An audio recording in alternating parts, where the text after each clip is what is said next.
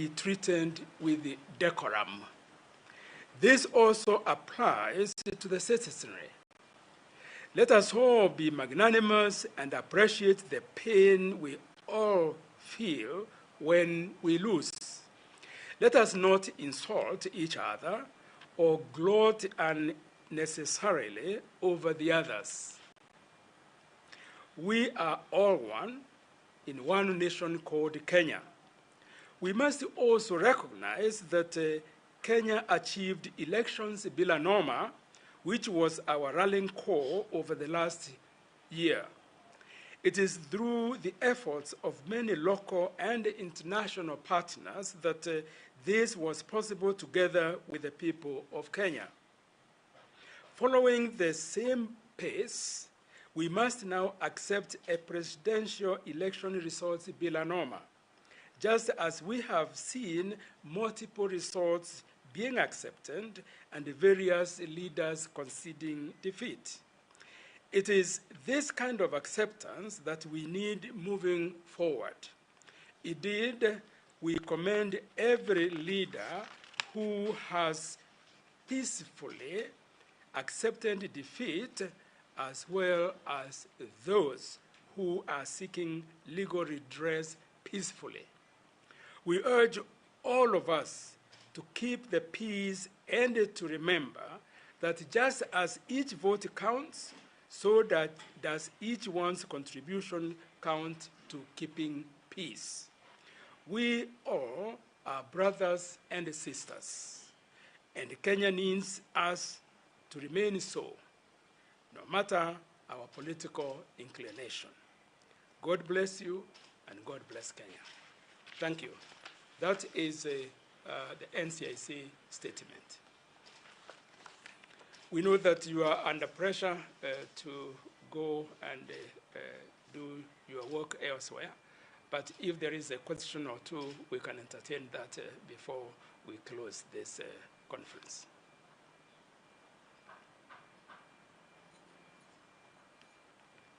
Okay, there being no question, thank you very much, and we wish you a good day, and we all stay calm and maintain peace as we await for the results of presidential elections whenever it is going to happen. Oh yes, there is a question, yes. My name is Sharon from Ramogi. Just for a Swahili audience, can you repeat the second slide? Briefly, just a summary of everything that you said. Asante sana. Sisi tukiwa tume ya taifa ya uwiano na utangamano, tungependa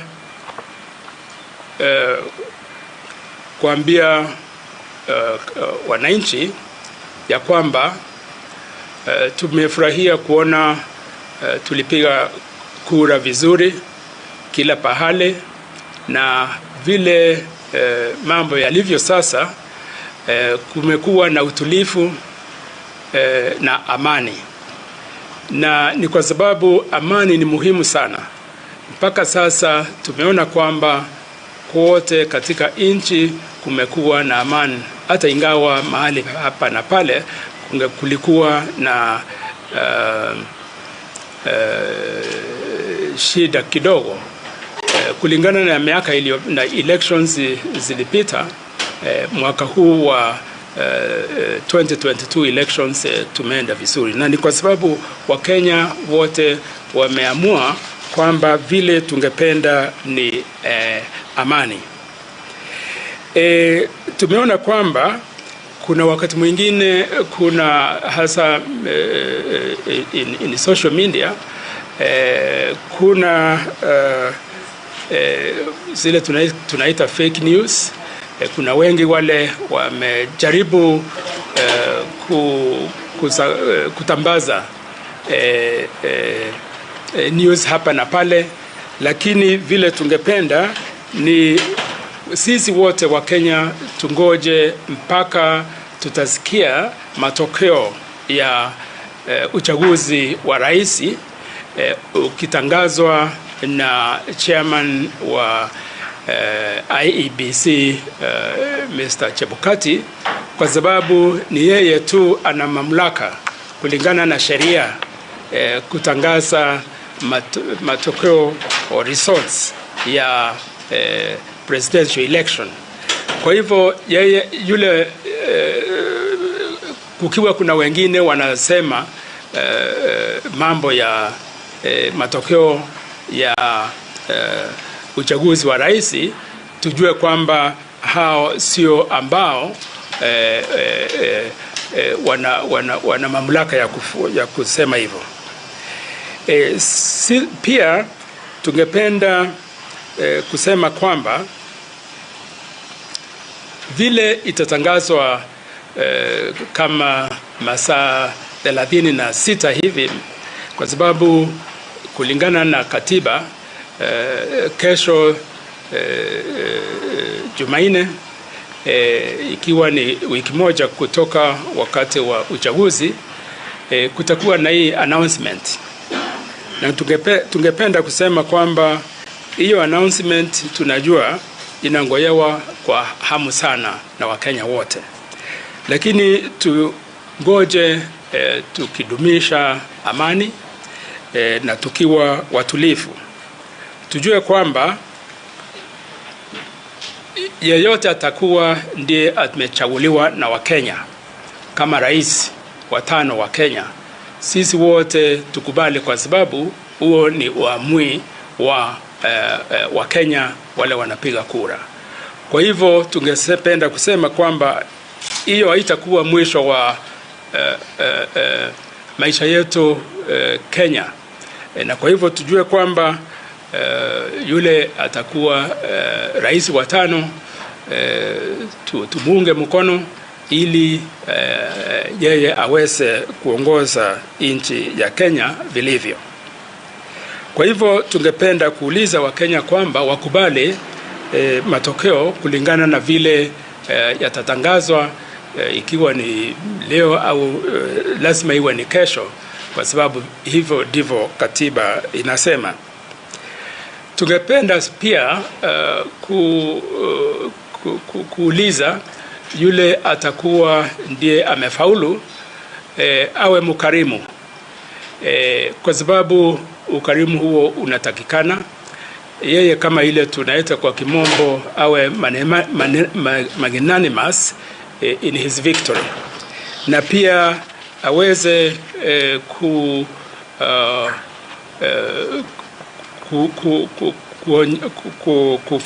kuita yule atakuwa ndiye run up, kwa sababu kutakuwa na yule ameshinda na yule amekuwa ndiye alikuwa karibu kushinda, ili waweze kufanya kazi pamoja.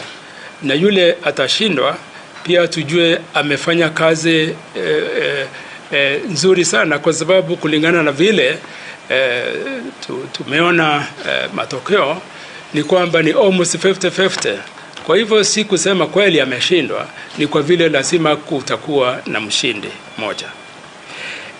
Tungependa pia kuuliza Wakenya wote, wananchi pia wawe wakarimu, kama vile tumeona kuna viongozi wengine ambao wamechaguliwa, na kwa mara ya kwanza wengi sana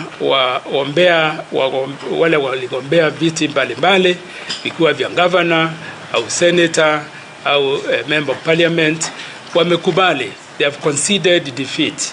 Hiyo ni jambo la muhimu sana katika demokrasia, na tungependa kupongeza wale ambao wamekubali kushindwa, na tuseme kwamba tuendelee kwa njia hiyo hiyo, kwa sababu hiyo itadumisha demokrasia.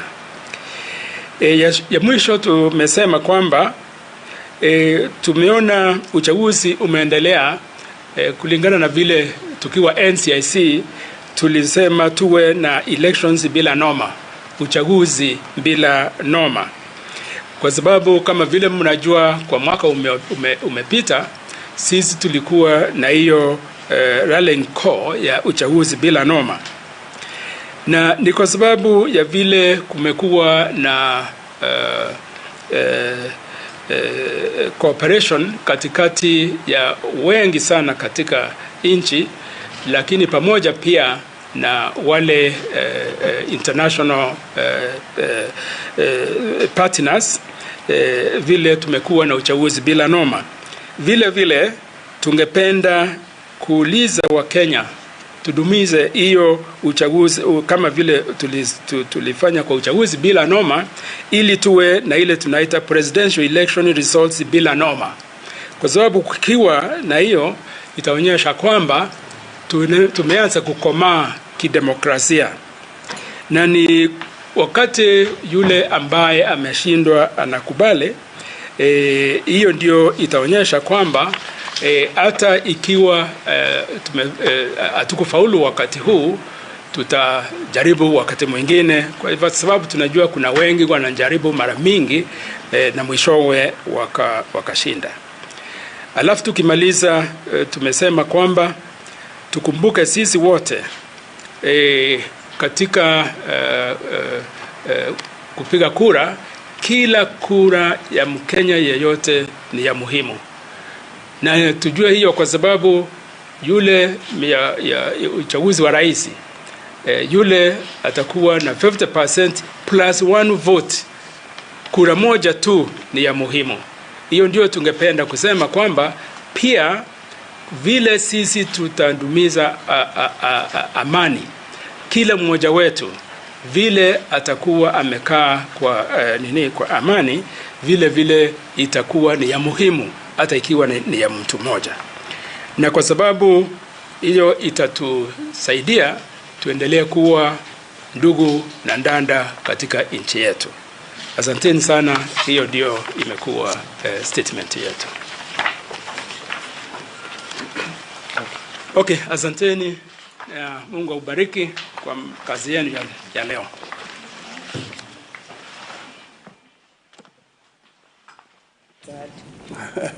All right, just moments there after Reverend Samuel Kobios, the National Cohesion Integration Commission chairperson, made his remarks calling on the country to stay peaceful due to the process and ventilate the issues in the court of law. The winner to reach out to the other side as well, and most importantly, has emphasized on the treatment of each other with decorum. He's saying treat each other with respect, because at the end of the day, really, your neighbor is still your neighbor, your brother is still your brother, your sister is still your sister.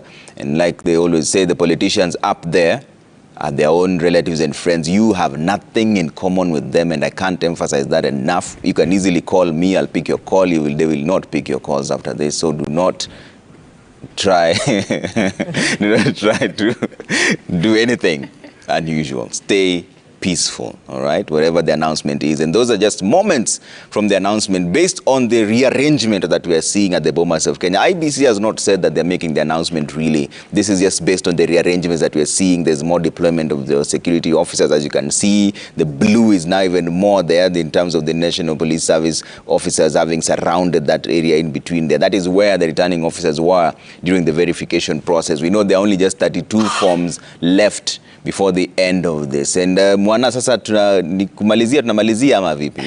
Naam, kuna kitu kimoja ambacho nataka tuelewe kwamba hivi sasa macho yote yako katika ukumbi wa Bomas, na tunasubiri tangazo moja tu ambalo litabadilisha taifa kwa mkondo tofauti. Lakini kuna swala moja ambalo nataka tulirudie nyuma, manake kuna hili swala la elimu. Watoto wetu wako nyumbani, masomo yameathirika kwa sababu ya uchaguzi. Tukishamaliza hapa, tukishamjua rais nani, ndo tutarudi sasa. Kuna wale wanafunzi ambao walikuwa wanafaa kufanya mtihani wameathirika, kuna wale wengine ambao walikuwa wanafaa kufanya mambo tofauti hawajayafanya. Nafikiri katika siku zijazo ama kwenda mbele, pengine tufanye jambo gani ili tunapokuwa katika uchaguzi usiweze kuathiri masomo ya wanafunzi, manake hata kisaikolojia pia wao wanaathirika. Tusisahau kwamba katika hali ya kawaida mwezi wa Agosti inakuanga holiday. Wako shule kwa sababu ya COVID. Hapo ni shida ilikuwa. Ile kalenda sasa tuko shule nayo kwa sababu waliarrange, ndio maana ikuje zile time to lose mwaka moja wakati wa COVID tupate saa hii.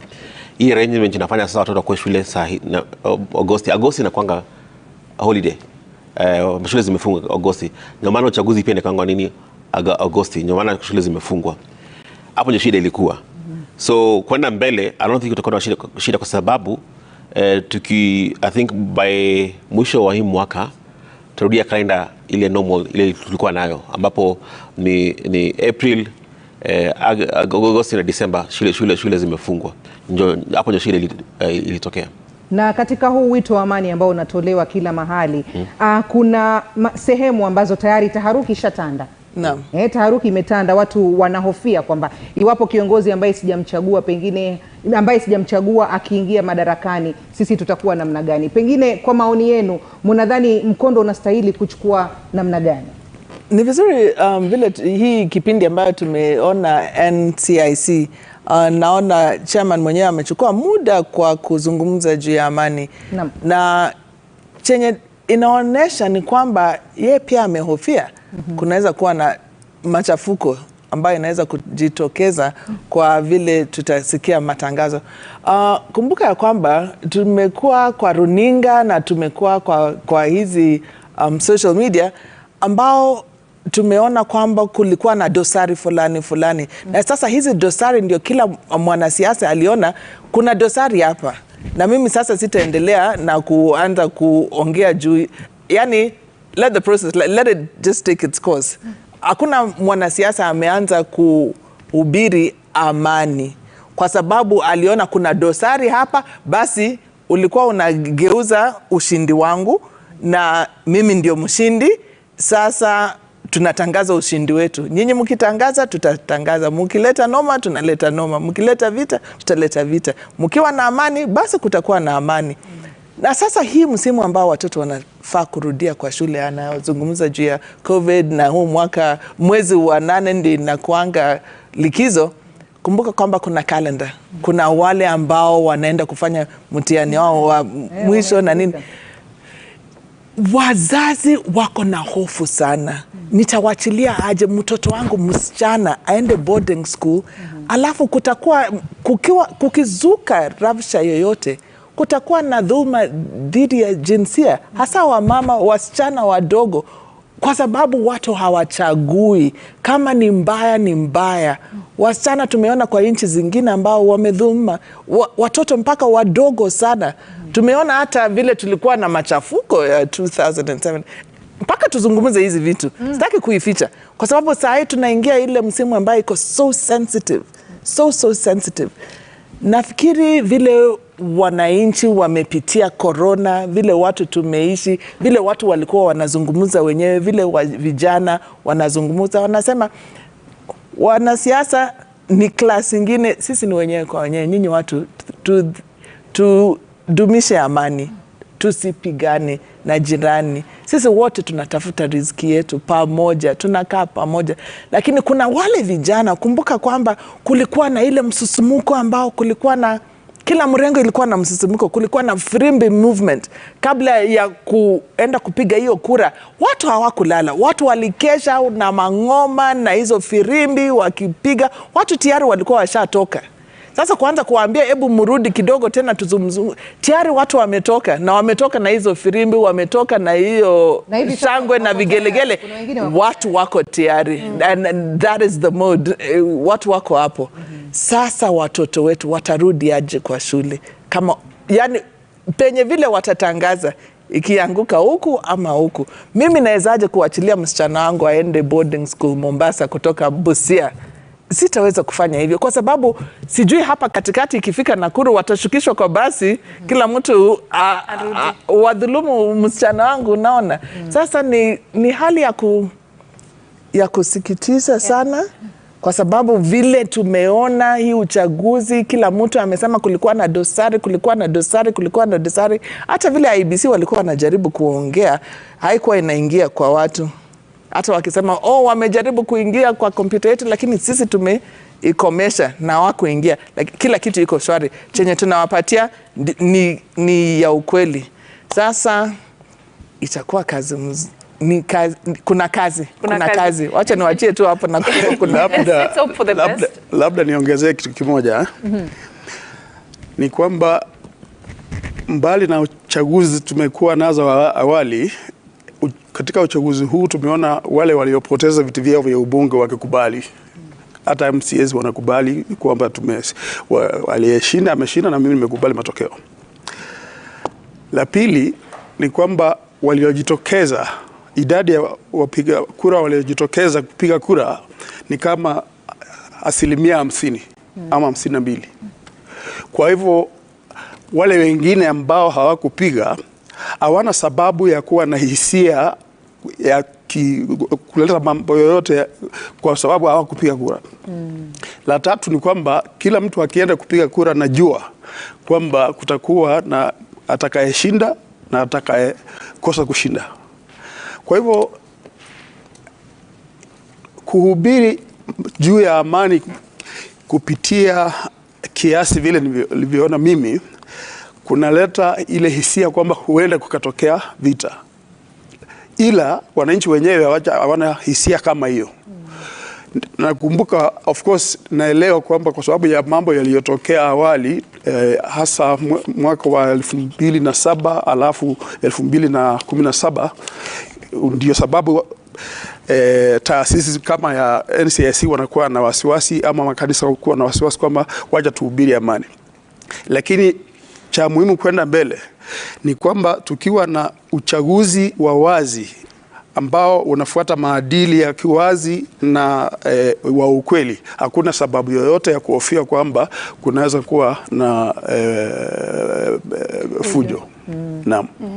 Indeed, and as we bring this to a close now, just citing a good example, the Nairobi governor-elect Johnson Sakaja and Polycarp Igathe were close competitors. You've seen what is going on social media. Sakaja already has invited Igathe for coffee, and Kenyans are liking it and actually talking about them working together because they both had good ideas for the city of Nairobi. And we've seen other leaders conceding peacefully and actually congratulating their close competitors. But as I wrap up from my end, just citing something that Reverend Dr. Samuel Kobia talked about earlier, just building on what they've called elections bila norma. They say presidential results bila norma, because this is where all that we have built is going to be tested. Post the announcement by the IEBC chairperson, Wafula Chebukati, how we are going to conduct ourselves as a country, as neighbors, as brothers, as sisters, is what is going to really bring to the fore how much mature we are politically. So two things here. Winners will celebrate, of course, but one thing he said, let's appreciate the pain people feel when they lose. Let's be sensitive to that as well. Even as we go about making remarks and celebrating, let's be sensitive to the fact that some may not be very happy, and how we are going to deal with that is actually going to inform how we are going to move on post whatever is going to happen today. It's not yet clear whether the IEBC chairperson Wafula Chebukati is going to make the announcement today, but vile wanasema palipo na moshi Panamoto. Panamoto. Yes. That mosh is what we are seeing from the bombers of Kenya. So we anticipate that anything should be happening any minute from now. Yeah. In fact, I'll give you a moment, just 1 minute each for closing remarks. Danvas, I'll start with you. To the Kenyans who are listening this morning. Mine is a very short, the shortest closing remark you've ever had. Yeah. Kenya has won. Okay. Cynthia. Elections are ordained. By God, we've always had the renewal of leadership, and the leaders that come through that process are for that season. Right now, Kenya is at that season where the leader that is going to come through this is going to address what we're going through. Okay. That's all I need to say. As a mother, as a woman, I just want to encourage our patriarchal society to be sensitive to that we don't want to see that heightened gender-based violence to our women, to our children. All right. Arun? I'm encouraged and actually hopeful that there will be no gender-based violence, largely because we have seen for the first time a lot of women elected as MPs across the country. But to remind Kenyans that yesterday, both Ruto and Raila were in churches in Karen, from their homes in Karen, and they are friends. They will dine together after the election. There is no need for us to fight. I think the pain of losing an election should be compared with the pain of losing a match for those who are Premier League or soccer enthusiasts. They know you do not fight just because you lost a match. Yeah. Thank you. All right, thank you so much for making time for us this morning, 5 hours straight. Cynthia Mutere, politics and governance expert, Harun Dubi, advocate of the High Court, and Danvas Makori, NCIC commissioner, for making time this morning. We're leaving you with pictures live coming from the Bomas of Kenya, where we're keeping an eye on the proceedings there. We know that there's only 32 more to go out of the 291 constituencies to be announced. They've seen a rearrangement of the sitting, probably showing that this is the end. The returning officers have cleared the floor, so this is probably the climax of it all. Unajua mwana nilikuwa natarajia kuwa matangazo yatafanyika zamu yetu leo, lakini ni kama Rashid Abdalla, Lulu Hassan ndio wenyewe watabahatika wanaingia, lakini pia hatujui kama itakuwa ni wakati huo, ni kungoja, lakini kama alivyotuambia Gashuri ni kwamba ni wakati wowote kutoka sasa. Na kutoka kwangu mimi ningependa tu kusema kwamba mshindi atatangazwa hii leo, lakini uhalisia wa mambo, mshindi ni mimi na wewe ambaye tulijitokeza kwenda kupiga kura. Manake kama tusingepiga kura, angepatikana wapi mshindi? Naitwa Mwanahamisi Hamadi, kwa heri. Uhalisia sio. My name is Safina Chengouma. Have a good day. Tumaliza na Kiswahili bwana.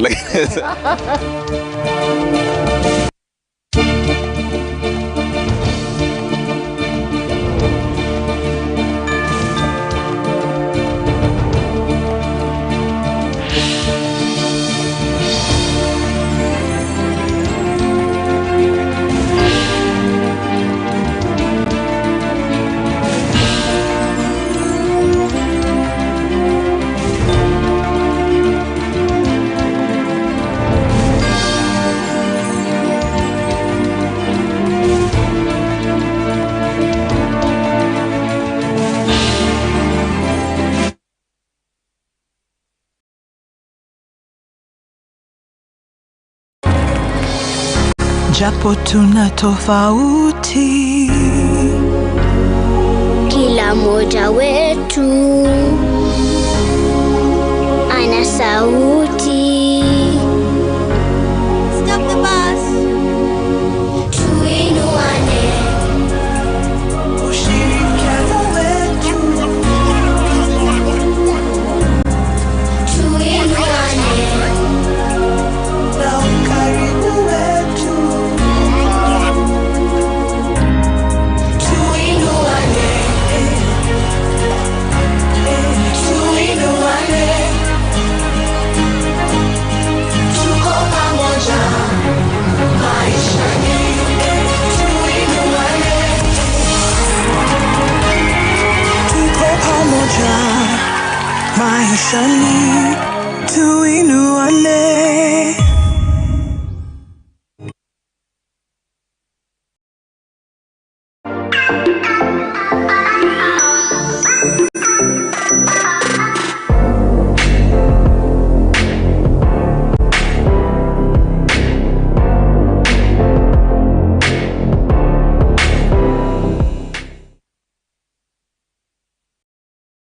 Kama kawa. Ugali mix mama. Sawa. We mama boy.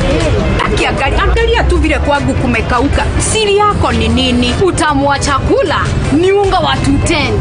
Ate unga ya tuten. Hii nayo ni gani? Hiyo ni ya chapati. Hii nayo hapa ya ugali. Na sasa hii nitanunua wapi? Inapatikana kwa duka zote humu nchini. Haya, naenda kununua saa hii. Asante sana mama boy. Your family's choice for maize meal and home baking flour. Unga wa Tuten. Shabiki.com is all about jackpots, live games, casino, virtual games, weekly promotions, bet builder, bet share, and 24/7 customer service. It's all about football, basketball, tennis, cricket, motorsport, and so much more. It's all about the big wins, the big moments, and the big bonuses. Shabiki.com is all about you, the fun. Kuwa Shabiki. Play now. Strictly not for persons under the age of 18. Betting can be addictive. Shabiki.com is authorized and regulated by the BCLB. License number 416. Nyosha shilingi zaidi na zaidi. Sasa unapata ofa juu ya ofa ya kuwa 100% data bonus leo. Alafu piga star 544 hash au tembelea My Safaricom app kununua bundle na kupata target yako. Safaricom is for you.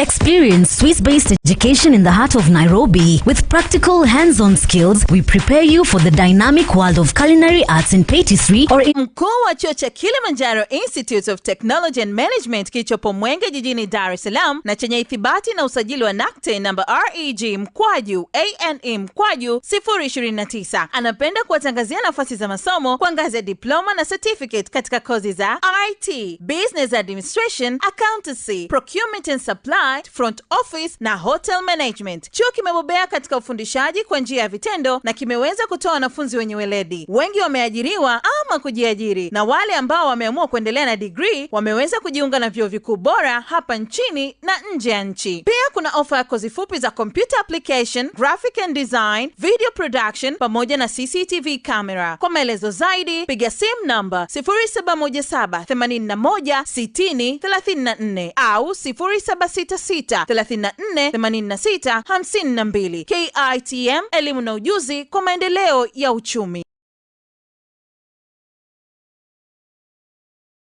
Mkuu wa chuo cha Kilimanjaro Institute of Technology and Management kilichopo Mwenge jijini Dar es Salaam na chenye ithibati na usajili wa NACTE namba REG/ANE/029 anapenda kuwatangazia nafasi za masomo kwa ngazi ya diploma na certificate katika kozi za IT, Business Administration, Accountancy, Procurement and Supply, Front Office na Hotel Management. Chuo kimebobea katika ufundishaji kwa njia ya vitendo na kimeweza kutoa wanafunzi wenye weledi. Wengi wameajiriwa ama kujiajiri, na wale ambao wameamua kuendelea na degree wameweza kujiunga na vyuo vikuu bora hapa nchini na nje ya nchi. Pia kuna ofa ya kozi fupi za computer application, graphic and design, video production pamoja na CCTV camera. Kwa maelezo zaidi piga simu namba 0717816034 au 0766348652. KITM, elimu na ujuzi kwa maendeleo ya uchumi. Mkuu wa chuo cha Kilimanjaro Institute of Technology and Management kilichopo Mwenge jijini Dar es Salaam na chenye ithibati na usajili wa NACTE namba REG/ANE/029 anapenda kuwatangazia nafasi za masomo kwa ngazi ya diploma na certificate katika kozi za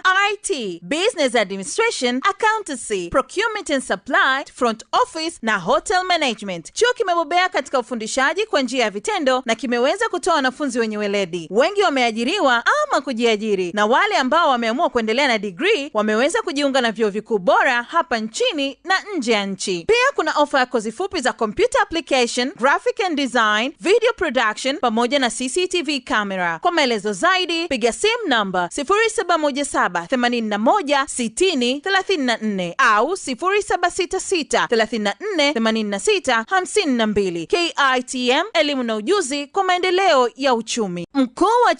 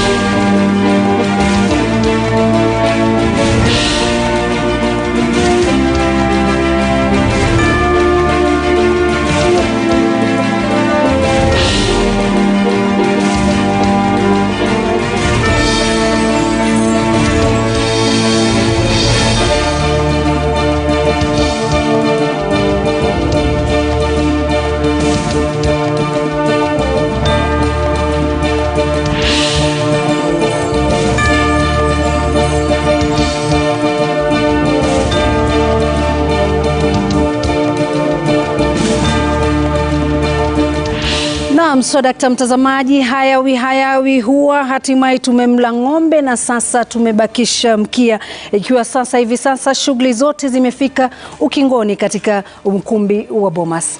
Na bila shaka tunazungumzia ni nani atakayepewa wadhifa wa kisheria kuweza kuwa rais wa 5 wa Jamhuri ya Kenya. Ni nani ambaye ataweza kupewa wadhifa wa kisheria kuwa rais katika muhula wa 3 tangu Kenya ipate katiba mpya. Ni nani atakuwa rais wa pili tangia tupate katiba mpya. Ni baadhi ya maswali ambayo tunayazungumza na tunayatarajia kwamba labda siku hii ya leo huenda wa Kenya wakajua mbivu na mbichi Sam. And so far 259 constituencies have been tallied. The Bomas of Kenya indeed verified. We're just waiting for the remaining 31 plus, of course, the one from the diaspora to be in a position to know the final tally. But also we know that different political campaigns have been saying that they are ahead. Very confusing, but of course we are expecting that IBC should, in the course of the day, make the final announcement and declaration if indeed there is a winner, bearing in mind that there are those requirements that you have to get at least 50% plus 1 vote. We'll be waiting to see if there's a candidate who has gotten to that threshold. Na mtazamaji, karibu, hii ni Kenya's Choice 2022. Na bila shaka chaguo la Mkenya, ikiwa Wakenya wote leo hii wanatarajia wapate kile ambacho kinaendelea. Kumbuka wanahabari wetu pia vile wapo sehemu tofauti hapa nchini Kenya kusubiri na kuweza kupata maoni ya wananchi kuhusiana na kusubiri kwao. Manake huenda ikawa leo, lakini kisheria pia huenda ikawa kesho. Kwa hivyo lakini ukiangalia katika mtandao kila mmoja anauliza, je, ni manjano ama ni samawati? Bila shaka anayejua ni manjano ama samawati ni mpiga kura, lakini uamuzi huo uko mikononi mwa Wafula Chebukati. All right, welcome as we take you through the next few hours of Kenya's Choice as we await the final declaration. But let's now cross over to the Bomas of Kenya, because we know that this morning the agents that were there, the officials that were there, cleared from the floor, meaning that the process of verification has already concluded. You can see that the police officers are the ones that are, of course, guarding that area. And of course, we'll be expecting that in the next few hours we should be seeing the leaders, some leaders getting to arrive at the Bomas of Kenya, awaiting that very important announcement. Na kama ulivyozungumza Sam, nafikiri kwamba kwa idadi ya yale maeneo bunge ambayo yameweza kusalia, na ukiangalia jinsi ambavyo jana Sam Gituku watu walikuwa wanavyozisoma, kuna uwezekano kwamba labda huenda vikasomwa vyote kwa wakati mmoja, kwa sababu tuliona kwamba jana zinasomwa zaidi ya maeneo bunge 30 na kwa hiyo kwa wale waliobakia labda kwa mkupuo mmoja huenda wakamaliza na baadaye ikawa ni subiri za kusubiri, na kuna taratibu zingine za kisheria ambazo lazima zifanyike wakati mwenyekiti ashajua ni nani ambaye ameweza kupata kura nyingi. Kuna mawasiliano lazima yafanyike na idara za usalama, kuna mawasiliano lazima yafanyike kwa rais aliye madarakani, alafu mawasiliano yafanyike kwa rais mteule, na pia yafanyike kwa yule ambaye haja. Kwa nafikiri kuna shughuli zitakuwa zinaendelea kabla tuone yale matangazo yakifanyika. Labda shughuli zile zitakuwa zinatoa mwelekeo labda pengine wapi kiti kinaenda, lakini pia wanazifanya kwa usiri zaidi, kumaanisha hakuna mtu ambaye atajua nini kinaendelea. Lakini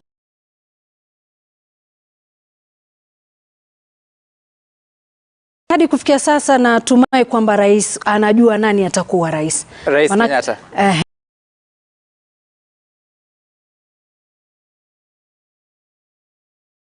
Anajua nani atakuwa rais, manake lazima mawasiliano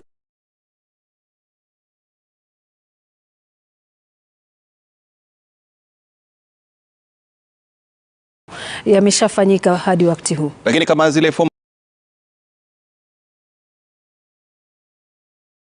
bado zinafanywa kazi 34 cha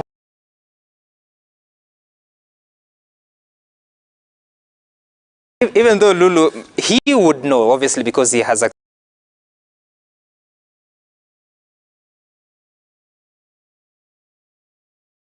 to a lot of sources of information, but also the law requires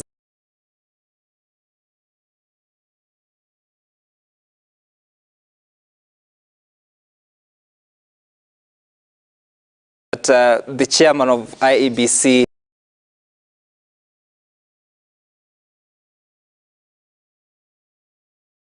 is able to, after the process of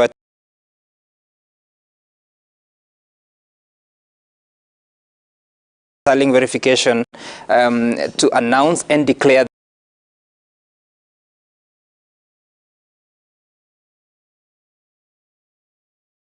president and also present the certificate of election and the information to the Supreme Court so that they can prepare for any eventuality just in case there is a petition at the Supreme Court. So ordinarily, the law requires a communication to the, of course, the president-elect, and I would imagine also the other leaders who don't win that election, including all the presidential candidates, and also specific to the Chief Justice. For the president, it's not a requirement for IBC chairman to do that, but he would know anyway. Na bila shaka ni baadhi tu ya maswala ambayo tunakuwa tunayatarajia kwamba huenda yakafanyika katika siku hii ya leo. Na ukiangalia pia viongozi wengi Mbichi na Lulu, ni kwamba tumeona wakiingia katika ukumbi wa Bomas kutoka mirengo yote ya kisiasa. Kuna wale ambao ni wateule na kuna wale ambao pia hawakuchaguliwa, lakini wote wamekuja kumaanisha kwamba matokeo katika siku hii ya leo yatakuwa ni muhimu sana kwa upande wote wa kisiasa, na pia itakuwa ni muhimu sana kwa taifa hili la Kenya. Kwa ukiona sura nyingi ambazo ziko pale ni mchanganyiko, walioteuliwa ambao hakuteuliwa kutoka kambi zote za kisiasa. Very important, especially because this is something that happens every 5 years, and so even as the announcement is being made, every leader, especially those that have been elected, those that are participating in this year's election, it will be important for them to witness history, and has been the case even in 2017, 2013. Na hapo awali Trevor na Mwanahamisi waliweza kusema kwamba kutoka ukumbi wa Bomas ni kwamba waliweza kubaini form 23 za 34A bado hazijulikani mahali zipo mpaka kwa hivi sasa, na katika portal ile IEBC kuna form 34A ambazo ni 46,206. And of course, they're also speaking about some forms that are yet to be uploaded for the 34Bs. These are the forms that come from the constituency returning officers, but understandably, even though they are not available on the portal, they have been delivered to the Bomas of Kenya. And so it's up to the agents of the various candidates to be in a position to ensure that whatever has been done there is something that they can verify that this indeed is the accurate record of the details, or rather the votes that were cast in different constituencies. Na pia vile kuna swala ambalo limekuwa likizungumziwa. Tumeona baadhi ya viongozi wakijitokeza na wakizungumza umuhimu wa Wakenya kukubali matokeo ambayo yanasubiriwa kwa muda gani. Nafikiri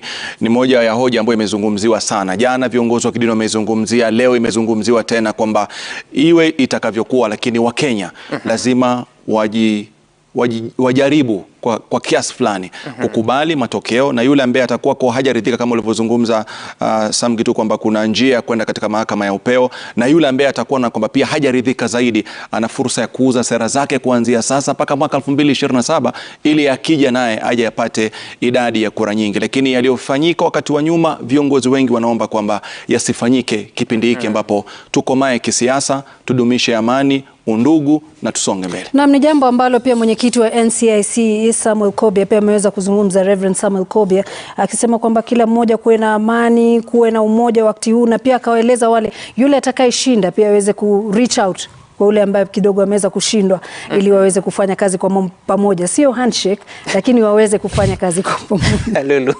And actually we've been witnessing a bit of that, including some of the governorship candidates who've won elections, those that have lost.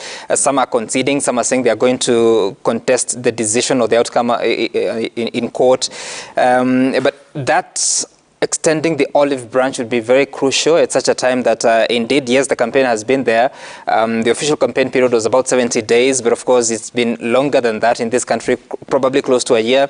So it's also time that as soon as people are satisfied, if you're dissatisfied, you go to court, as you find justice.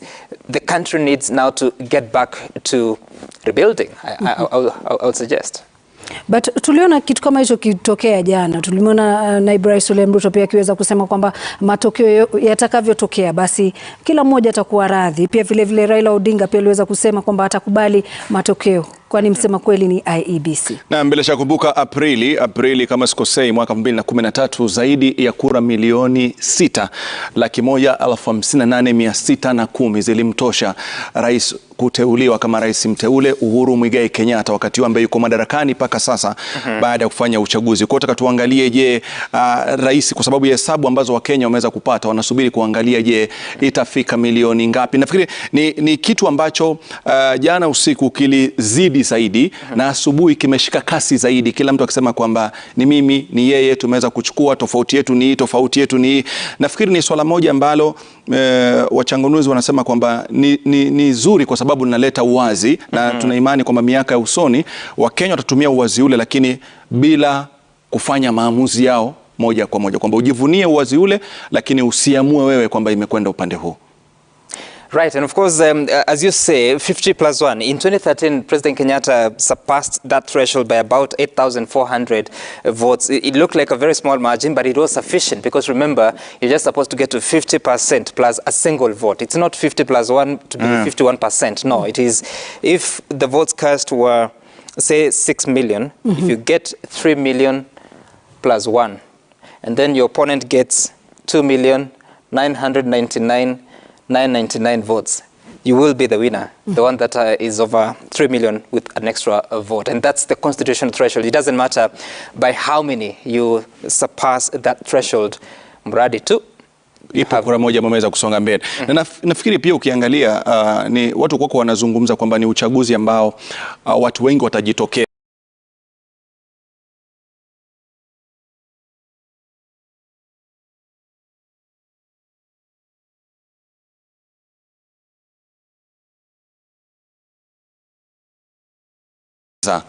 kupiga kura Lulu, kwamba sema kwamba idadi watakayojitokeza itakuwa kubwa zaidi. Lakini ukiangalia kwamba idadi haikuwa kubwa kilinganishwa na wale ambao walijisajili kama wapiga kura. Lakini kama kuna chaguzi ambazo zinakumbukwa ambazo zilikuwa na kampeni za kishindo kama za mwaka huu, ni kampeni zile za uchaguzi wa mwaka 2002 ambapo kumbuka wakati huo ulikuwa kuna ule muungano wa Rainbow ambapo watu walifanya kampeni nikitumia neno za kufa mtu kwamba za usiku na mchana. Yote yawezekana. Naam, lakini ukiangalia Mwai Kibaki akipata kiti cha urais wakati ule kwa 61.3. Kwa hiyo tunataka tuweze kuangalia kwamba ukilinganisha kampeni zilivyokuwa wakati ule, huwezi zilinganisha na kampeni za mwaka 2013 au mwaka 2017. Hizi za mwaka 2022 zilikuwa kuna kasi mno zikilinganishwa na za mwaka 2002. Kwa hiyo tuangalie je, kama mwaka 2002 aliteuliwa na 61.3, atakayeingia madarakani mwaka 2022 ataweza kupata asilimia ngapi kama kwa anavyozungumza Sam Gituku kwa jumla ya kura ambazo atakuwa ameweza kupigiwa. Mbali na hao, wengi wanajiuliza baada ya leo Bwana Chebukati akideclare mshindi, hali inakuwaje? The steps that follow. We'll be looking, what is it, Rashid? We'll be looking at that. Nataka tujue swali lako kwa unakusudia. Itakuwaje? Maana itakuwa ni kwamba waliopata wapewa wadhifa alafu waingie kibarua cha kujenga taifa. Lakini sheria inasema inakupatia the 14th day after declaration. Yani leo siku 14 baadaye, ile Jumanne yake baada ya siku 14 ndio sheria ya kuapishwa rasmi. Kwa sababu kunatolewa muda pia vile vile wa zile taratibu za yule ambaye ameridhika, taratibu za yule ambaye hajaridhika. Nafikiri hapo ndio kuna fursa ambayo katiba imetoa kwamba muende pa katika mahakama ya upeo mkaweze kupeleka labda pengine ithibati mlionazo na uwe mna kesi ambayo imeonyesha kwamba inaiwazi. Na nafikiri ukiangalia katika runinga yako ni baadhi tu ya wadau kutoka sekta mbalimbali. Kumbuka ni siku ya kihistoria, labda itakuwa ni wadau wa kiusalama, labda ni viongozi, hatuwezi jua, lakini kuna wapiga picha wetu wako hapo ndani. Ukiangalia tunaona kwamba viongozi wameweza kufanya kazi ambayo haikuwa na mapumziko kuanzia siku ya kwanza baada ya kupiga kura, ili kuhakikisha kila kitu kinakwenda sambamba kabla matokeo rasmi kutangazwa, ambapo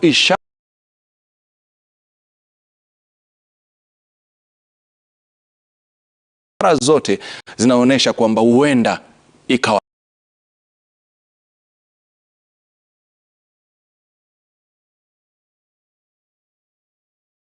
leo, itakuwa leo, sio huenda, manake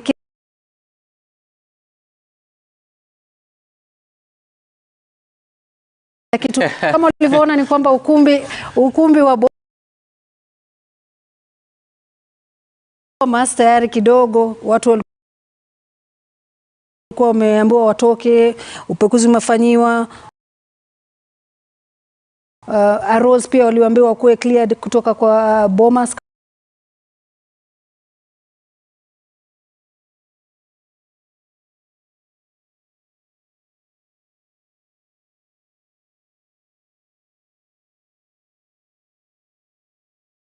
Unavyoona huko msafi kabisa na wageni kidogo.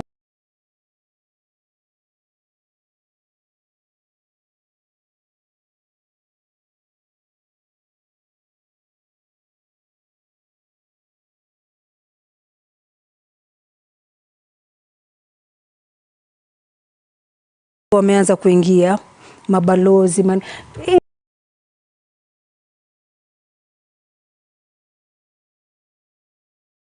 ishara tosha kwamba leo ndio leo. And it's very interesting because I remember in 2017, it was on 11th of August, and I witnessed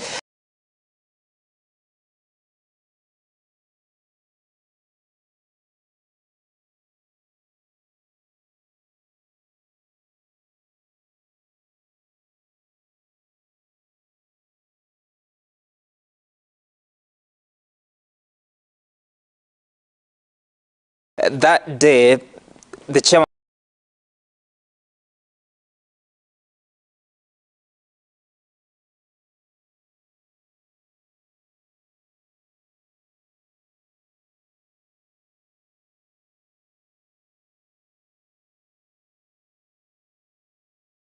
of IBC was ready to announce the results, but there was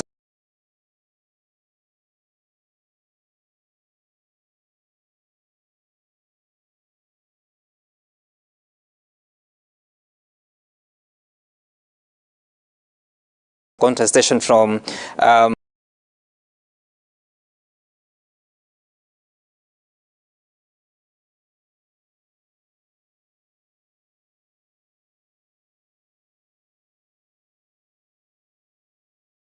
the second runners-up, and so the process was delayed.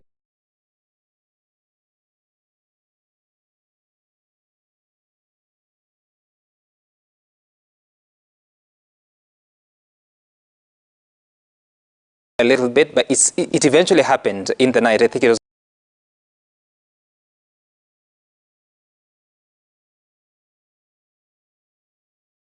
about 8 p.m. or between 8 and 9 p.m.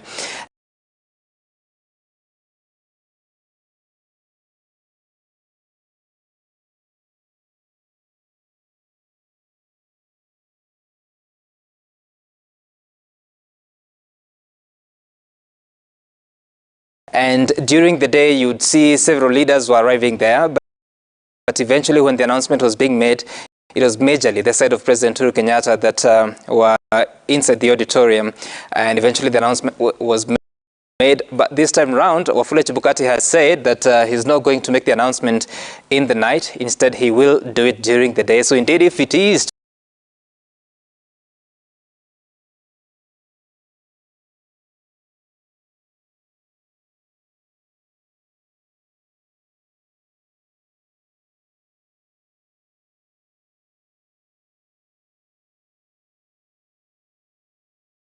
today, then we should be seeing this before the sun sets. Naam, na pia vile vile kuna kitu ambacho labda kimekuwa kikizungumziwa na kikiuliziwa Lulu, ni kuhusiana na kuweka hadharani yale matokeo wakati matokeo ya maeneo bunge yanapotangazwa. Kulikuwa kuna ule ujumlishaji wa matokeo hao ya zile fomu ambazo tayari zishahakikiwa na kuwekwa paruanja pale katika ukumbi ule wa Bomas, swala ambalo kidogo alisema kwa itilafu za kimitambo haikuweza kufanyika. Hivyo basi katika wale walio pale ndani, wale ambao wamefanya hesabu ya moja kwa moja wanajua kupitia simu zao, lakini wale ambao walikuwa wanategemea kuziona pale katika ukumbi wa Bomas kwa hivi sasa, nafikiri pia hesabu imeweza kuwapiga chenga. Lakini liwe liwalo, watu wa IBC wanajua hesabu imefikia wapi, na liwe liwalo, wao peke yao ndio ambao watakuwa na jukumu la kuja na kueleza taifa kwamba baada ya kufanyia kazi hizi form 32 31A, form 31A ambao ni 32 ambazo zimeweza kusalia kufikia sasa. Tumeona kwamba hapa ndipo ambapo tumefikia kama taifa. Ni siku ambayo kwa kweli ni ya kihistoria na ni siku ambayo ina mafunzo ndani yake, kwa sababu ukiangalia ni uchaguzi ambao umekuwa na ushindani ukilinganisha na zile idadi ya kura ambazo matokeo ya pale awali kwa yanaonyesha. Hivyo basi inakuwa ni changamoto kwa Wakenya kujua umuhimu wa kujitokeza na kuenda kupiga kura katika chaguzi zinazo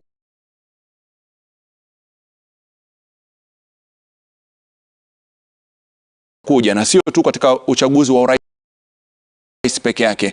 Katika chaguzi hizi za uwakilishi wadi, mbunge, seneta na ugavana, ukipata takwimu ambazo zinatolewa na watu wa IBC katika eneo fulani, ukiambiwa ni eneo fulani mathalan la eneo bunge fulani, idadi ya wapiga kura inakuwa ya kuridhisha, lakini waliojitokeza kupiga kura unaona kwamba kuna tofauti kubwa sana ya Wakenya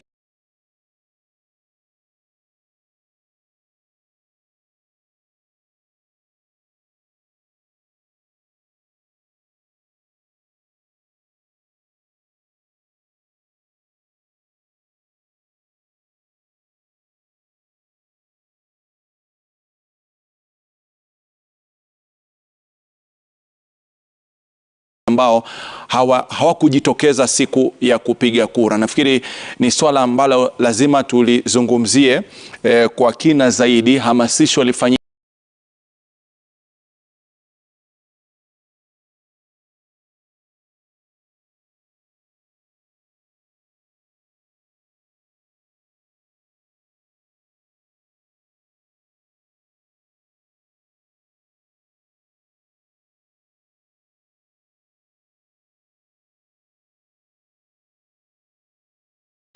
elimu ya umuhimu wa kupiga kura ifanyike ili tuhakikishe kwamba tunajitokeza kwa wengi kupiga kura. Mbali na hayo, Rashid na Sam, Jaji Mkuu Bi Martha Koome ameweza kutuma ujumbe, internal memo, ameweza kuwateua majaji 47 watakao kufanya ile shughuli ya kuapisha magavana na naibu magavana kuanzia hajaandika tarehe, lakini anasema kwamba wana muda ili waweze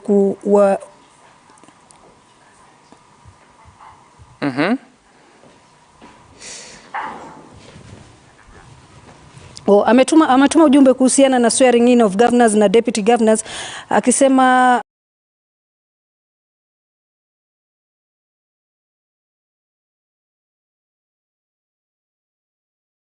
appoint judges as per the schedule attached herein to conduct the swearing in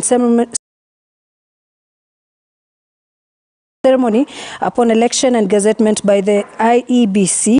The chief registrar has issued guidelines to be employed during the swearing in ceremony. Ameweza kuwateua majaji 47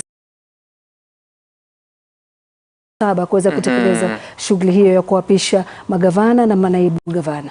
I feel sorry for the judges in Kakamega and Mombasa because they'll have to wait until the election is conducted on the 23rd of August. But anyway, Sam, Kakamega na Mombasa ni Honorable Mr. Justice George Adulu akiwa na magistrate Bi Martha Mutuku.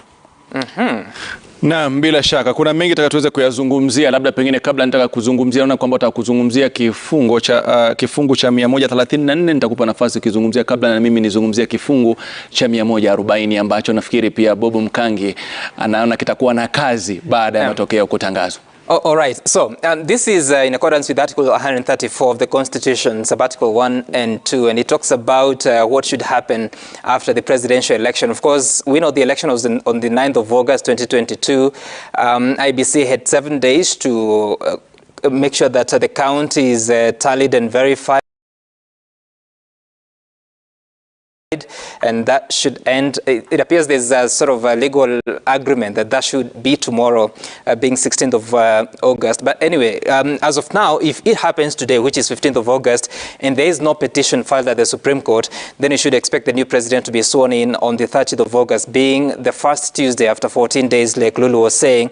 And on that very day, President Uhuru should retire. So if the decision is made today, no petition, we know for sure that President Kenyatta will retire on the 30th of August and the new president will take the reins of power on that very day. So, but if there's a petition filed, decision made today, the person who is aggrieved by the outcome of the election should file that petition by the 22nd of August, being 7 days after today. And the Supreme Court has 14 days from the filing of that petition to render its judgment or make its determination. So assuming that the petition is filed on 22nd of August, then the judges must give a ruling or a judgment on the 5th of September, that is still this year. Then if election is upheld, then the swearing in should happen. Let's pay attention to what's happening at the Bomas of Kenya before you continue this. Labeled the seating arrangements. We need space for the presidential candidates' families and friends. So I'm humbly requesting that we leave the first 3 rows on this side where it's written presidential candidates and their families and friends. And also that row, we leave the first 3 rows for the presidential candidates and their families. We've created more space. If you have an observer badge, you can take this side. It's labeled clearly observers. We've also created more space on this side for the observers. We are kindly requesting that we give the first 3 rows to the presidential candidates and their families. And if there's going to be any remainder, then we can accommodate any other person, but we'll make sure that you all have a seating. It's a humble request, and we've done consultations with the parties that are here. Thank you.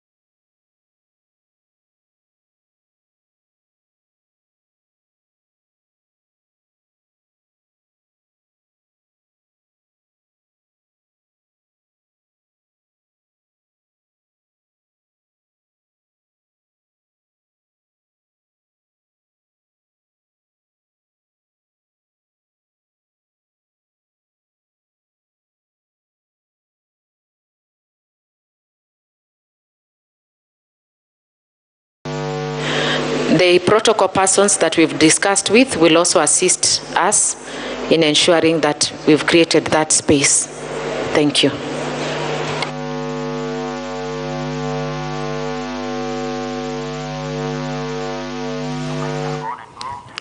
Na bila shaka nafikiri kwa Sam anatueleza kabla tuweze kwenda moja kwa moja katika ukumbi wa Bomas ambapo kila kitu kinajaribu kuwekwa sawa ili kusiwe na tatizo lolote.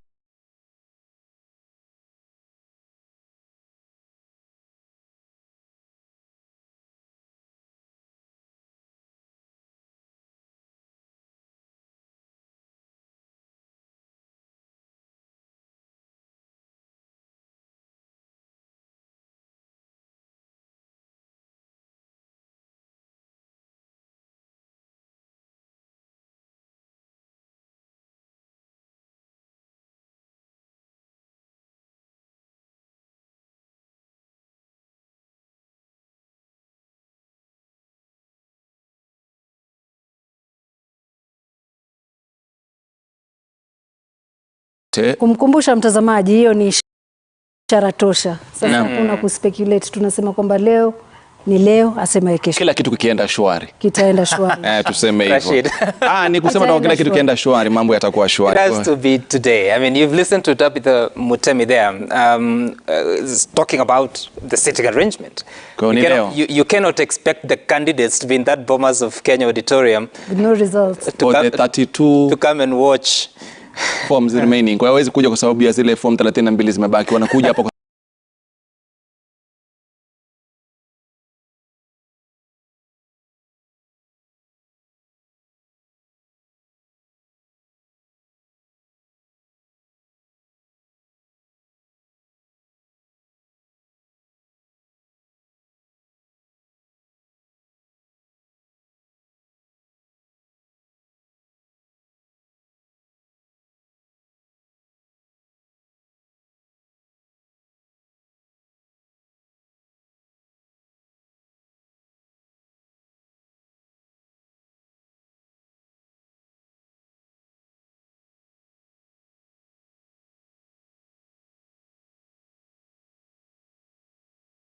matokeo ya urais. Na pia ukiangalia jinsi ambavyo kumebadilishwa meza, zile ziliondolewa, zile meza nane zoko pale chini, na pia vile vile kumebadilishwa jinsi watu wanavyokaa, ni dhahiri shairi kwamba ni siku ambao Wakenya watajua matokeo yao ya urais. Right, and I was telling you about if a petition is filed after today, which is the 15th of August, then a judgment is rendered on the 5th of September, and assuming that that judgment upholds, let's listen to Bomas of Kenya. Humbly request you to take the observers area. We have a lot of space there, and this other side where the choir is, there is the observers area. If you're not a diplomat, please, we request that you give space to the diplomats in this area. Diplomats and AAEA team.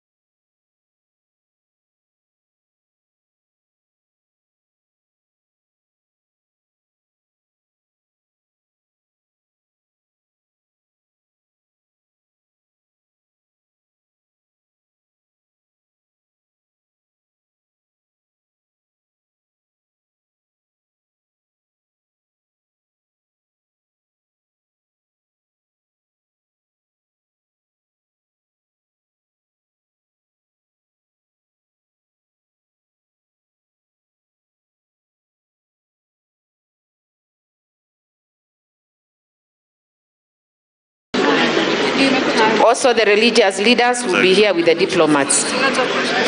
Yes, sir. Thanks. We don't want anyone to be vacated. We ask you to self-vacate yourself. Self-vacate yourself. Mic check. And go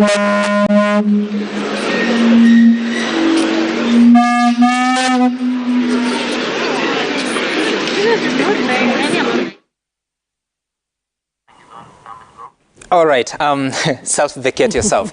Now, let's take a look at the process that should follow. So, if the petition upholds the election of the president-elect, then that president-elect should be sworn in on the 13th of September, being the first Tuesday following 7 days after the judgment of the Supreme Court. And on that day, nobody can be declared president-elect.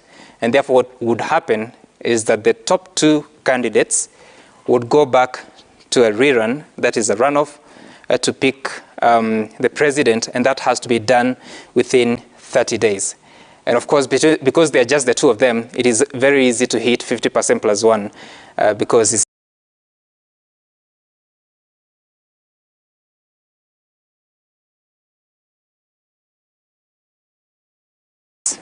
they're just two, Rashid.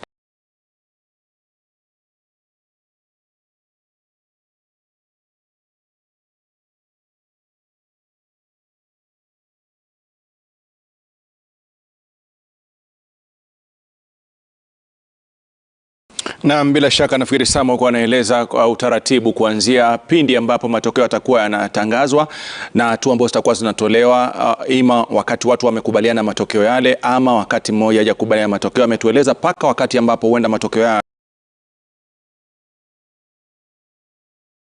yakawa yako sawa, hivyo basi hakuna mtu ambaye amemshinda mwenzake, japo na kura moja kuendelea, italazimika kwamba wananchi warudi kwa uchaguzi mwingine. Kwa hiyo nafikiri ni kuhusu halali wa uchaguzi wa urais, kwamba mtu anaweza kuwasilisha malalamiko katika mahakama ya juu kupinga uchaguzi wa rais mteule katika muda wa siku 7 baada ya tarehe ya kutangaza matokeo ya uchaguzi wa urais. Alafu baadaye katika muda wa siku 14 baada ya kuwasilishwa kwa malalamiko, mahakama ya juu itasikiza na kuamua kesi hiyo, na uamuzi wake utakuwa wa mwisho. Na iwapo mahakama ya juu itaamua kuwa uchaguzi wa rais mteule si halali, basi uchaguzi mpya utafanyika katika muda wa siku 60 baada ya uamuzi huo. Ni baadhi ya mambo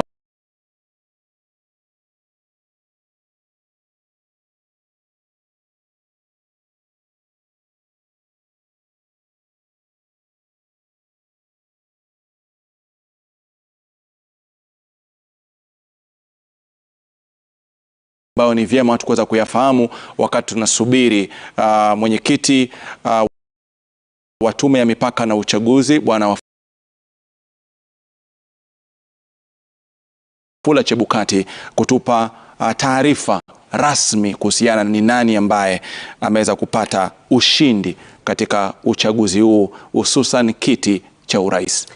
Na picha zinakujia moja kwa moja kutoka ukumbi wa Bomas, kama mnavyoona kwamba watu wameanza sherehe, wameanza kuimba, lakini hii sio ishara tosha kwamba tumeshajua mshindi ni nani. Kama mtazamaji hatujajua ni blue ama ni yellow. Kila mmoja anavutia upande wake kwa hivi sasa.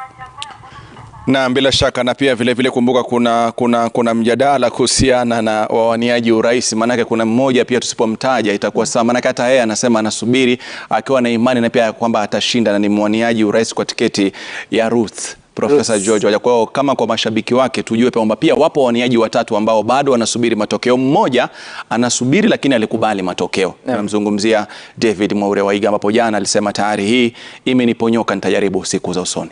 Nilifikiri utasema Roots ni chama cha mizizi. Unajua vyama vyote wakati huu ukiangalia Kenya Kwanza Kiswahili, Azimio Kiswahili, Agano Kiswahili, Roots wakabaki na Kiingereza. Wakabaki na Kiingereza, maana amekuwa na utofauti. I think that should tell you something. That Kiswahili is the way to go now. Na pia ukiangalia pia katika kauli zao mbiu, vyama vyote ukiangalia katika kauli zao mbiu kwa wanatumia maneno ambayo ni mazuri, ambayo wanatumia katika lugha ya Kiswahili. Lakini kama kuna kitu kimoja ambacho pia Samu umekileta kuhusiana na wagombea urais ni kwamba tukirudi nyuma kitambo kwa tunasikia wakati fulani uchaguzi wa rais unakuwa, lakini message kubwa ni majimbo. Kumbuka wakati wa nyuma kwamba tuende kimajimbo kabla tupate katiba, kina Bob Mkangi wakakae. Alafu baadaye hapo nyuma ilikuwa na yote yawezekana tukana kuondoa ule utamaduni wa rais kukaa madarakani kwa muda mrefu. Lakini safari lazima tutoe kongole kwa sababu ujumbe ule wa maana zaidi katika wagombeaji wote umekuwa swala la uchumi. Kwa mara ya kwanza tumekuwa na sera ambayo imezungumziwa katika kambi zote za kisiasa katika kutafuta viti. Lakini kuna kitu sikielewi, sijui labda tumpishe mchanganuzi wetu Bob Mkangi. Karibu sana katika studio. Kuna tetesi nyingi upande wote wa blue na yellow. Ndio. Lakini tunajua fika kwamba iwapo mshindi anajulikana kwa hivi sasa, lazima kuna ishara fulani tayari imeshatumwa.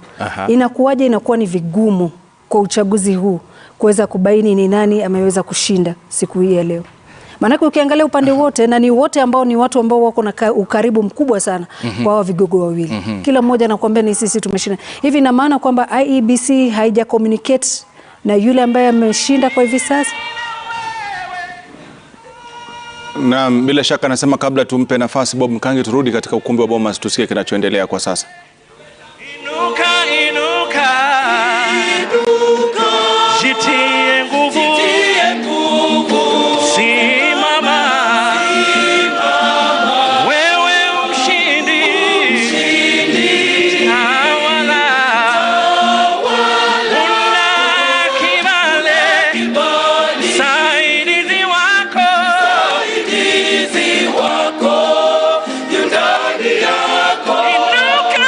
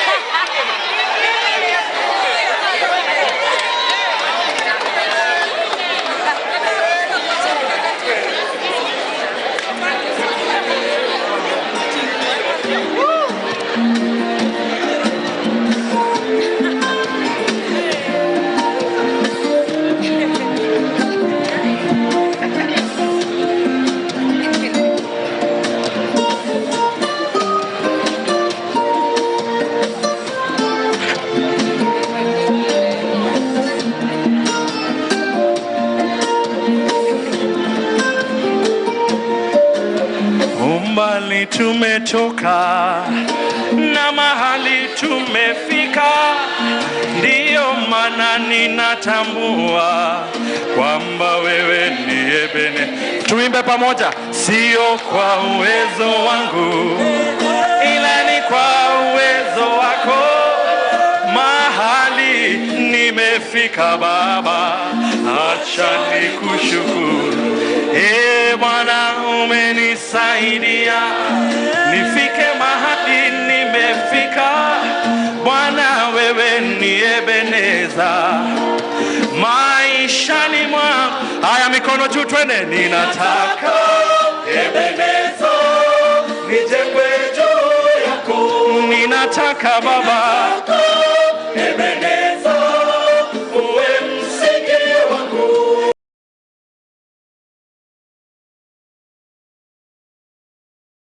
Jiwe langu nakutamani sana. Jiwe langu nakuhitaji sana. Ebeneza, wewe ndiwe jiwe langu. Mimi nataka maisha yangu yajengwe juu yako, na ninataka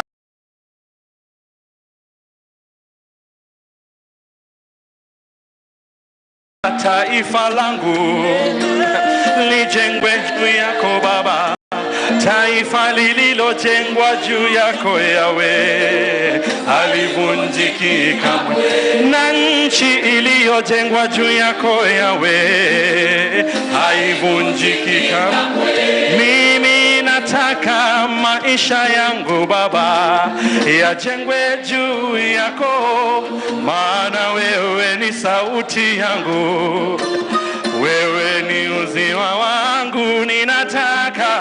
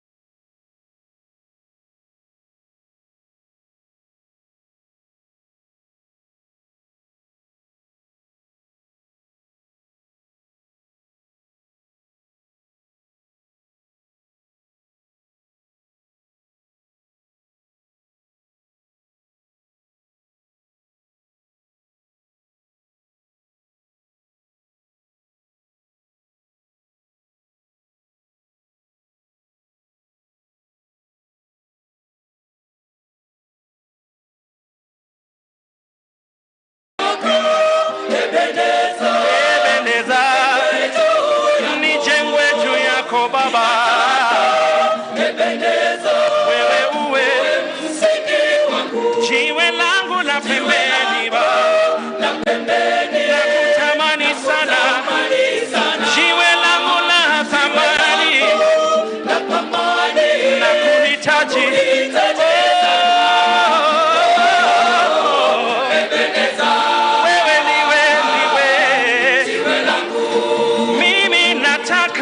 Maisha yangu Baba yajengwe juu yako, nami nataka taifa langu Baba lijengwe juu yako Baba, taifa lililojengwa juu yako Yawe hali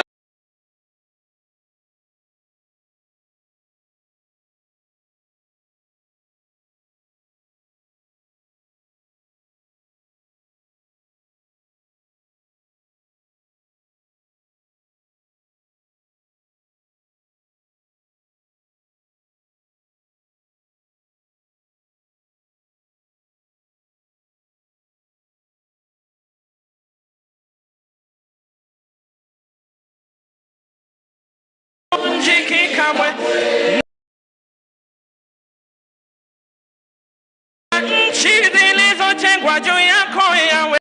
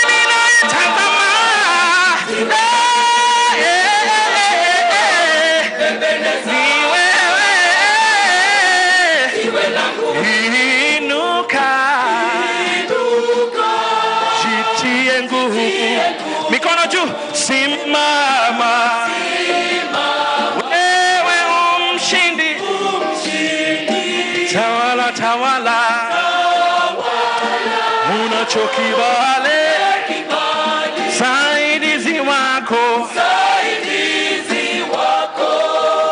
Haya, makofi wa Kenya. Inuka, inuka, jitie nguvu, simama, maana wewe ni mshindi, wewe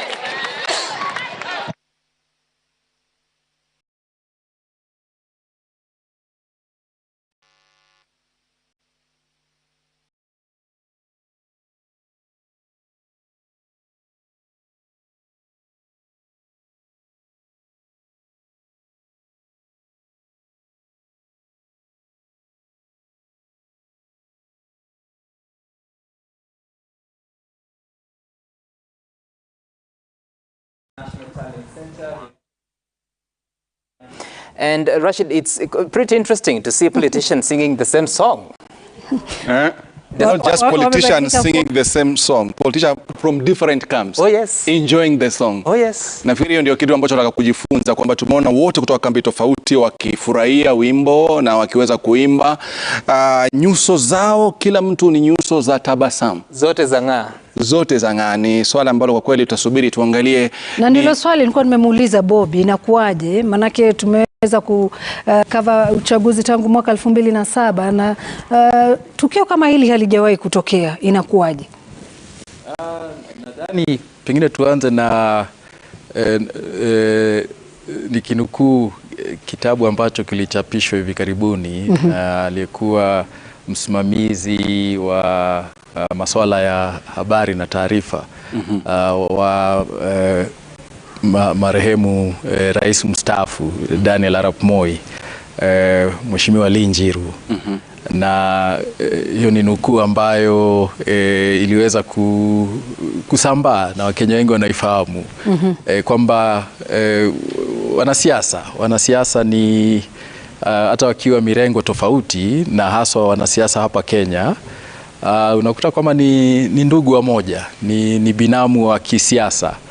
Na ukiangalia kikundi cha wanasiasa wagombea wakati huu ni watu ambao wamekuwa pamoja kwa tuseme kama miaka kama 30 pamoja, wakiwa mirengo tofauti, wakati mmoja wako pamoja alafu wanagawanyika. Lakini ukiangalia hilo, ukiangalia sera ambazo zimekuwa ziki endeleza shughuli za siasa katika nchi hii, ukiangazia ile itikadi ya kisiasa, unakuta kwamba ni ile moja. Kwa hivyo hoja turudi kule Mkange, alafu turudi kwako baada ya muda usiokuwa mrefu, tuangalie tena angalau labda pengine tunasema ile body language ni muhimu sana. Atakuwa anaizungumzia Javas, maana yake ni mwepesi kwa kuweza kusoma vitu kama hivi.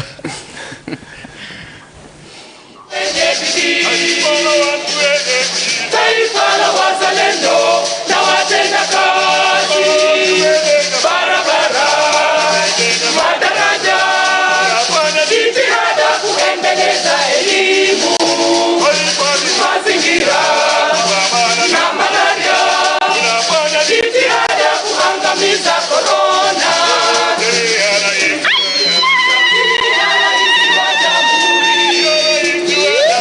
Sote tunafanya juhudi kubwa kuijenga Kenya.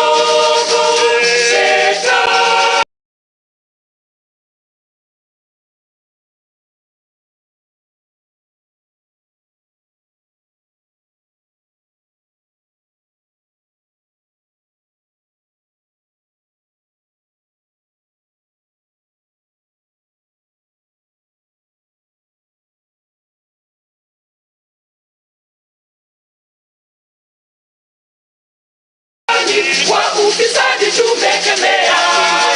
Tunahudumu kwa uadilifu, tunatoa huduma kwa watu wote wa Kenya bila kutarajia kupewa kitu kidogo. Pesa nyingi tunazipata kwa wageni kutoka ng'ambo. Wameweka bilioni magharibi ya Kenya. Tunapenda wananchi wote, Kenya yetu kwa moyo wa uzalendo. Kweli tunajivunia Kenya, ndiwe walivyopeperusha bendera. Shetani wa ukabila tumekemea.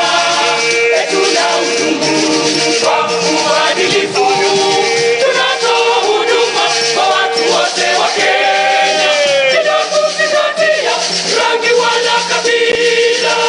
Shetani wa ukabila tumekemea. Tunahudumu kwa uadilifu, tunatoa huduma kwa watu wote wa Kenya bila kuzingatia rangi wala kabila. Kwa sababu ya hayo yote twajivunia kuwa Wakenya. Kwa sababu ya hayo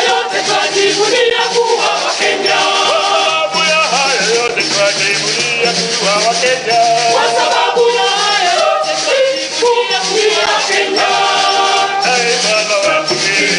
Taifa la watu wenye upendo, taifa la watu wenye upendo na amani tele. Taifa la watu wenye upendo.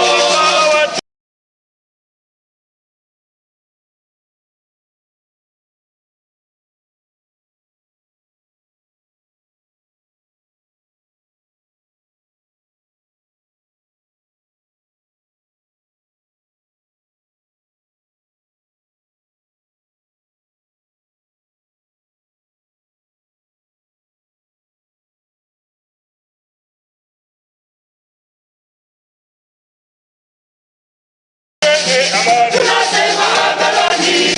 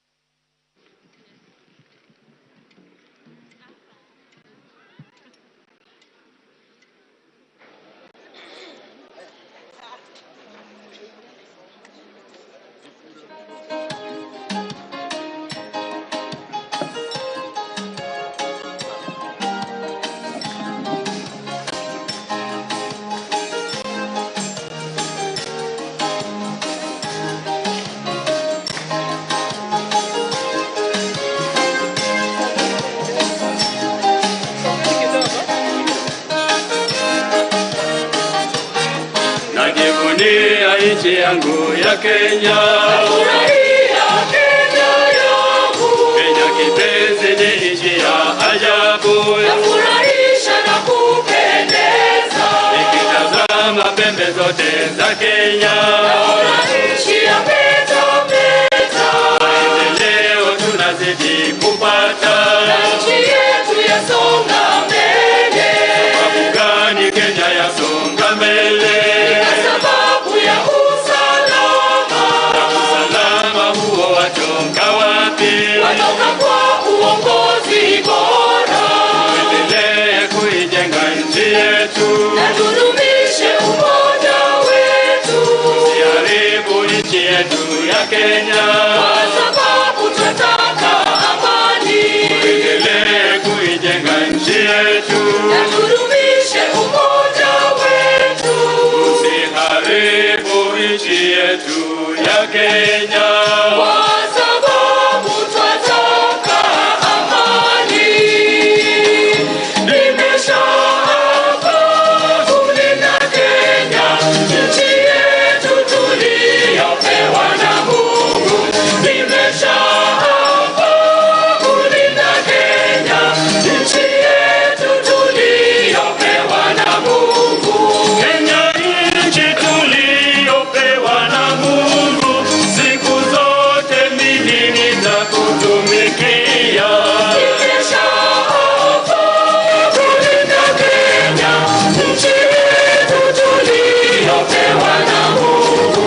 Nimeshaapa kulinda Kenya, nchi yetu tuliyopewa na Mungu.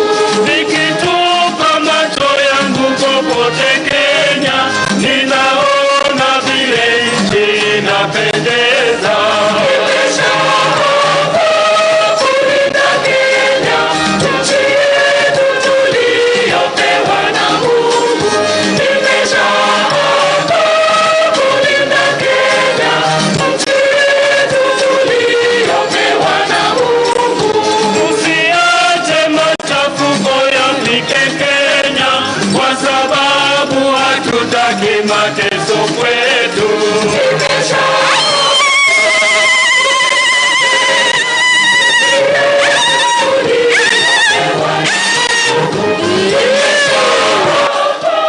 Kulinda Kenya, nchi yetu tuliyopewa na Mungu. Kenya nchi yetu yote inametameta. Hiyo ni baraka kutoka kwa Mungu Baba. Na watoto wetu Kenya wanametameta. Hiyo ni baraka kutoka kwa Mungu Baba. Mbuga zetu za wanyama zinametameta. Hiyo ni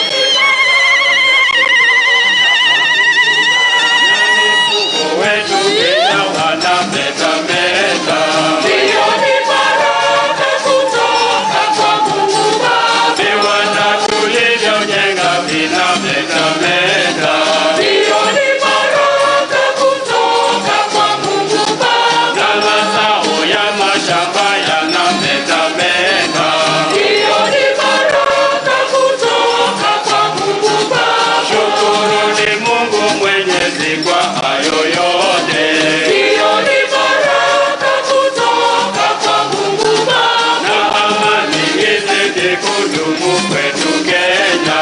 Hiyo ni baraka kutoka kwa Mungu Baba. Nimeshaapa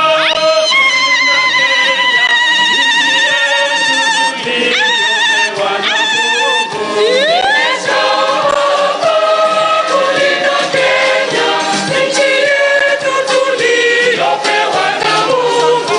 Nimeshaapa kulinda Kenya, nchi yetu tuliyopewa na Mungu.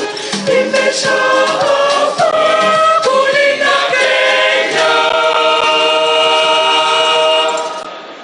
nchi yetu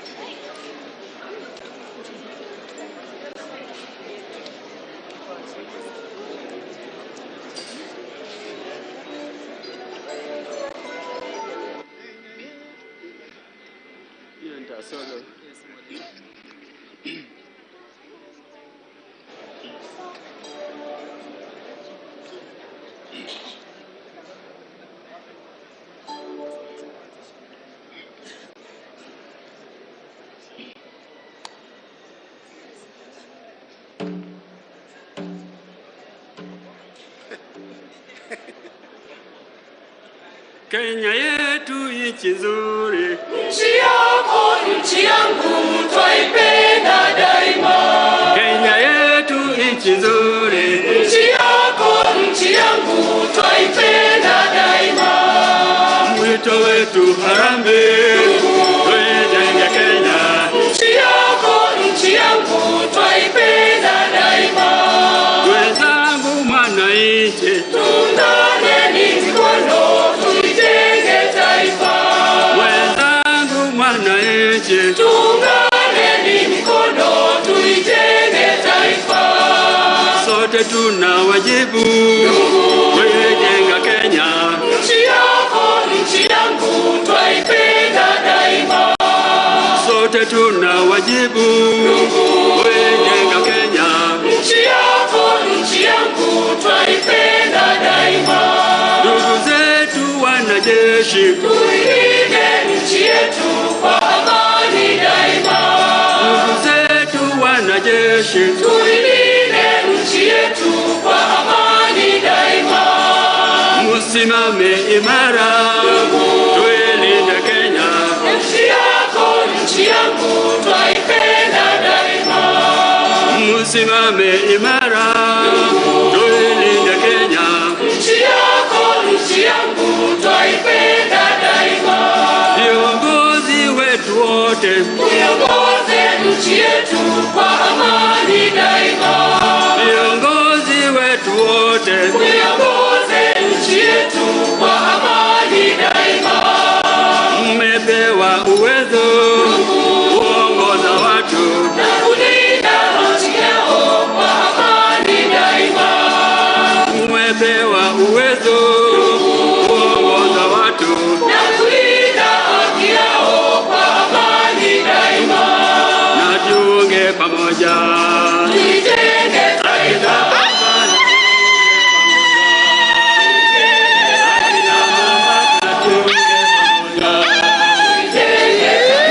Tujiunge pamoja, tuijenge taifa. Tujiunge pamoja, tuijenge taifa. Tujiunge pamoja, tuijenge taifa. Ndugu zetu tujiunge pamoja, tuijenge taifa. Tujiunge pamoja, tuijenge taifa. Tujiunge pamoja, tuijenge taifa. Nchi yako nchi yangu twaipenda daima. Tuunganeni mikono tuijenge.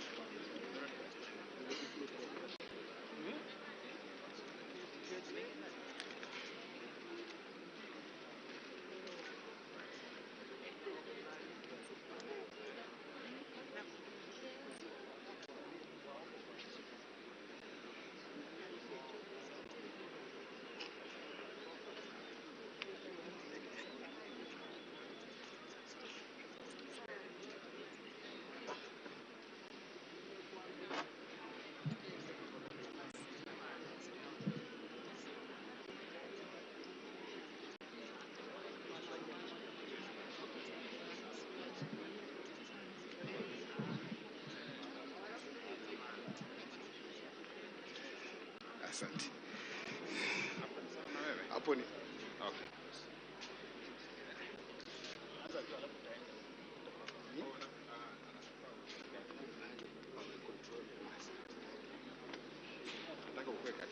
Amesema vizuri. Karibu karibu. Hapa ndio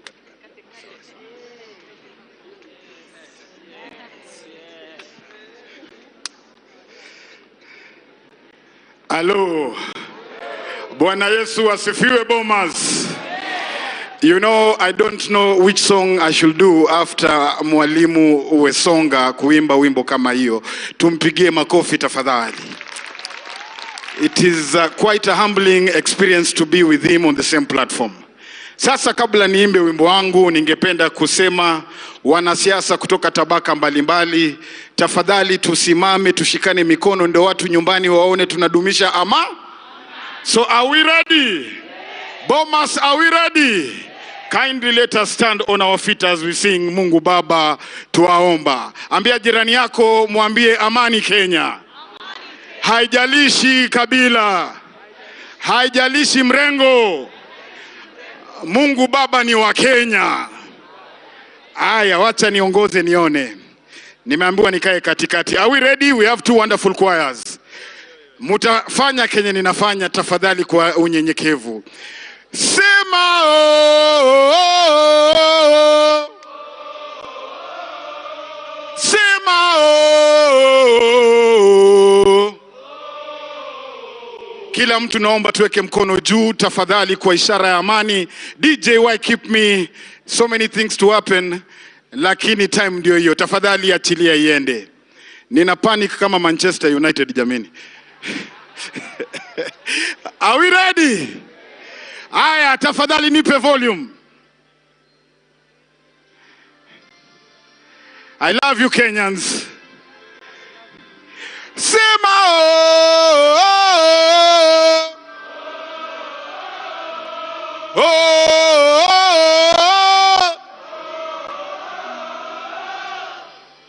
Cheza usiogope ukiweka mkono mbele. Rudia chorus after me. Siwasikii. Kila mtu imba. Kenya, Kenya. Kila mtu imba. Haya, weka waipa. Mungu Baba twaomba uilinde. Kila mtu imba. Kwa sauti ya, kwa sauti ya. Kila mtu imba. Come and say love, love, love one another. Oh Kenyan youth, me say now love one another. Me say serve, serve, serve one another. Oh Kenyan youth, me say now serve each other. We are the leaders of today. We are the one that the Lord has chosen. Yes, we are the my Kenya, my land, my resident, my president, my town, my city, my Kenya, my resident, my president, my town, my wa Kenya. Wanasiasa siwaoni bwana. Mungu kila mtu imba. Kenya, Kenya.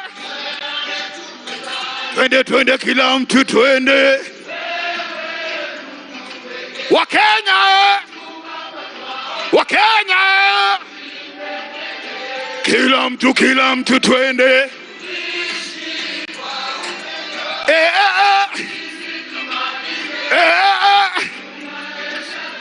Kila Mkenya, kila Mkenya. Sema oh, oh, oh, oh. Shika jirani yako mkono. Muulize wewe ni mkabila gani? Mwambie haijalishi kabila lako. Mwambie mimi ni Mkenya. Weka mkono kama umeshika juu. This one dedicated to the GSU. Are you ready? Haya twende, ngoja twende hivi, twende.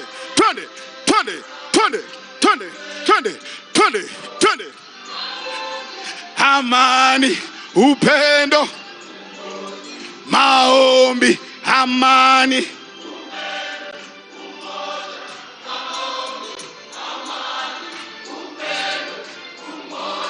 Maombi, amani. Maombi, amani, upendo, umoja.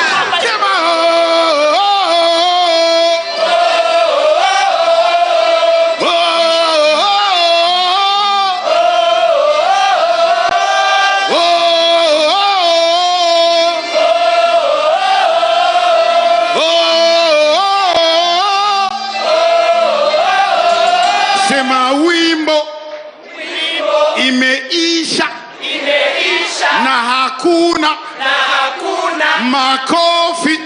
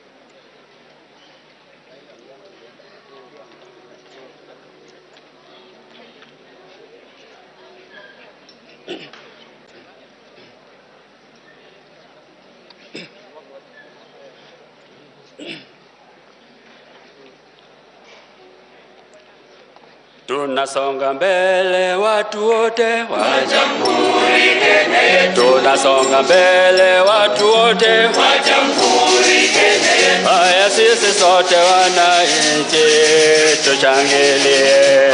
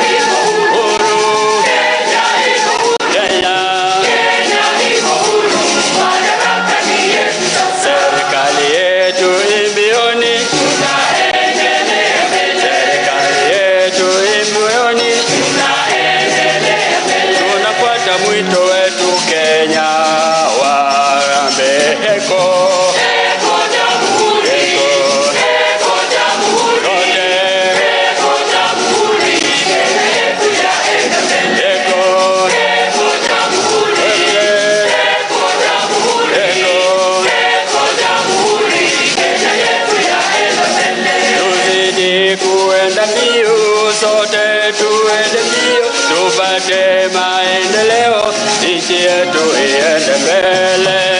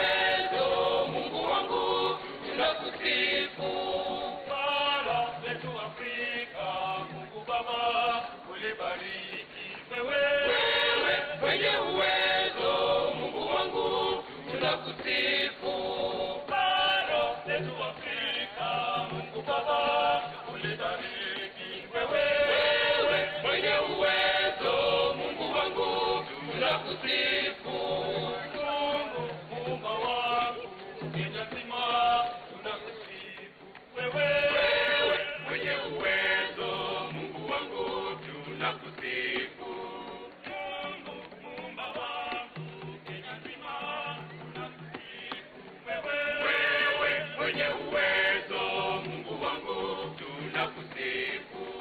Bara letu Afrika, Mungu Baba ulibariki.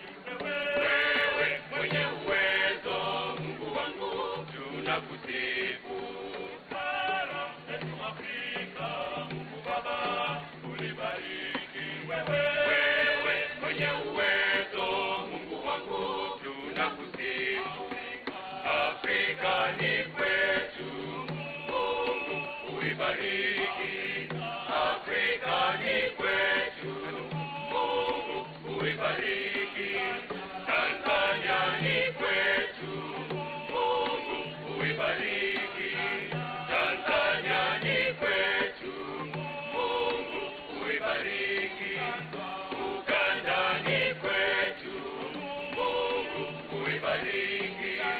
Uganda ni kwetu, Mungu uibariki. Somalia ni kwetu, Mungu uibariki.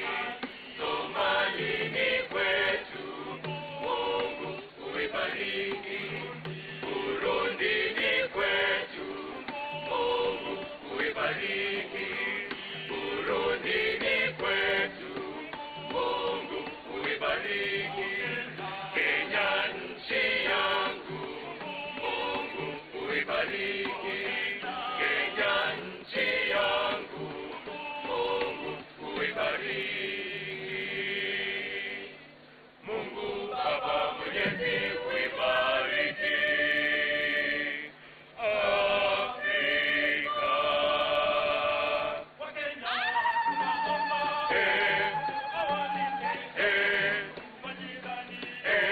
Bara la Afrika.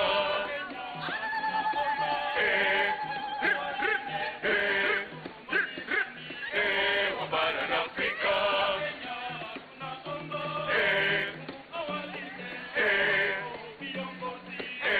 Bara la Afrika.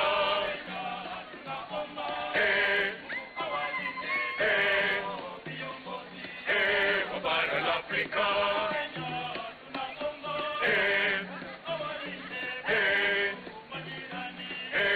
Bara la Afrika.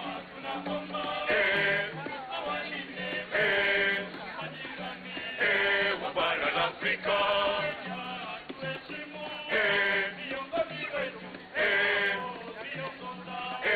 Nchi yetu Kenya.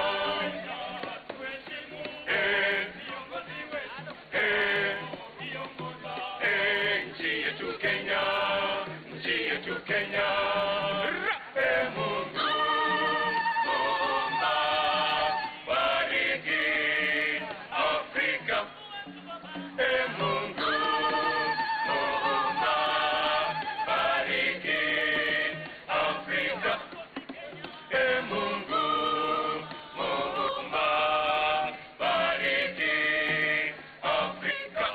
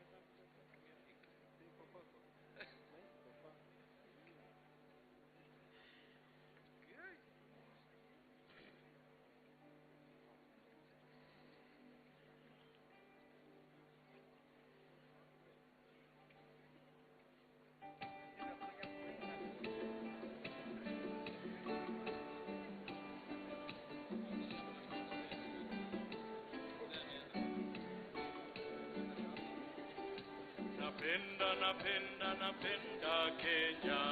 Kenya nchi yangu. Napenda, napenda, napenda Kenya. Kenya nchi yangu. Ninaipenda sana, napenda Kenya. Kenya nchi yangu. Oh, naipenda kweli, napenda Kenya. Kenya nchi yangu. Kenya hiyo, hiyo napenda Kenya. Kenya nchi yangu. Hiyo napenda Kenya. Kenya mama yangu. Hiyo napenda Kenya. Kenya baba yangu. Kenya ni nchi yangu. Hiyo napenda Kenya. Kenya nchi yangu. Kenya ni nchi ya amani. Kenya nchi yangu. Kweli Kenya ni nchi ya amani. Kenya nchi yangu. Tunafurahia amani Kenya. Kenya nchi yangu. Na kweli tunaona maendeleo Kenya. Kenya hiyo hiyo hiyo hiyo hiyo. Hiyo napenda Kenya. Kenya nchi yangu. Kenya ni mama yangu. Hiyo napenda Kenya. Kenya mama yangu. Kenya ni baba yangu. Hiyo napenda Kenya. Kenya baba yangu. Kenya ni nchi yangu. Hiyo napenda Kenya. Kenya nchi yangu. Kenya ni nchi ya kupendeza. Kenya nchi yangu. Kweli Kenya ni nchi ya kupendeza. Kenya nchi yangu. Na Wakenya wote wanapenda amani. Kenya nchi yangu. Nami najivunia kuwa Mkenya. Kenya nchi yangu. Hiyo napenda Kenya. Kenya nchi yangu. Kenya ni mama yangu. Hiyo napenda Kenya. Kenya mama yangu. Kenya ni baba yangu. Hiyo napenda Kenya. Kenya baba yangu. Kenya ni nchi yangu. Hiyo napenda Kenya. Kenya nchi yangu. Sote twafurahia amani kote Kenya. Tumshukuru Mwenyezi Mungu. Sote twafurahia amani kote Kenya. Tumshukuru Mwenyezi Mungu. Kweli tuidumishe amani yetu tuliyopewa naye Mwenyezi Mungu. Kweli tuidumishe amani yetu tuliyopewa naye Mwenyezi Mungu. Sote tushikane ili tujenge Kenya. Kenya ni nchi yangu. Kenya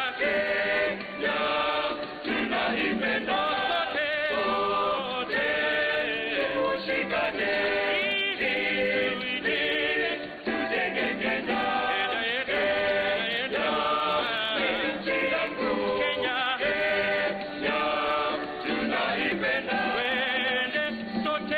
Kenya tufanye kazi zetu tukidumisha amani. Sote wa Kenya tufanye kazi zetu tukidumisha amani. Tusikubali kamwe kugawanyishwa kwa misingi ya chuki na ukabila. Tusikubali kamwe kugawanyishwa kwa misingi ya chuki na ukabila. Sote tushikane ili tujenge Kenya. Kenya ni mimi na wewe, nchi yangu. Kenya tunaipenda. Sote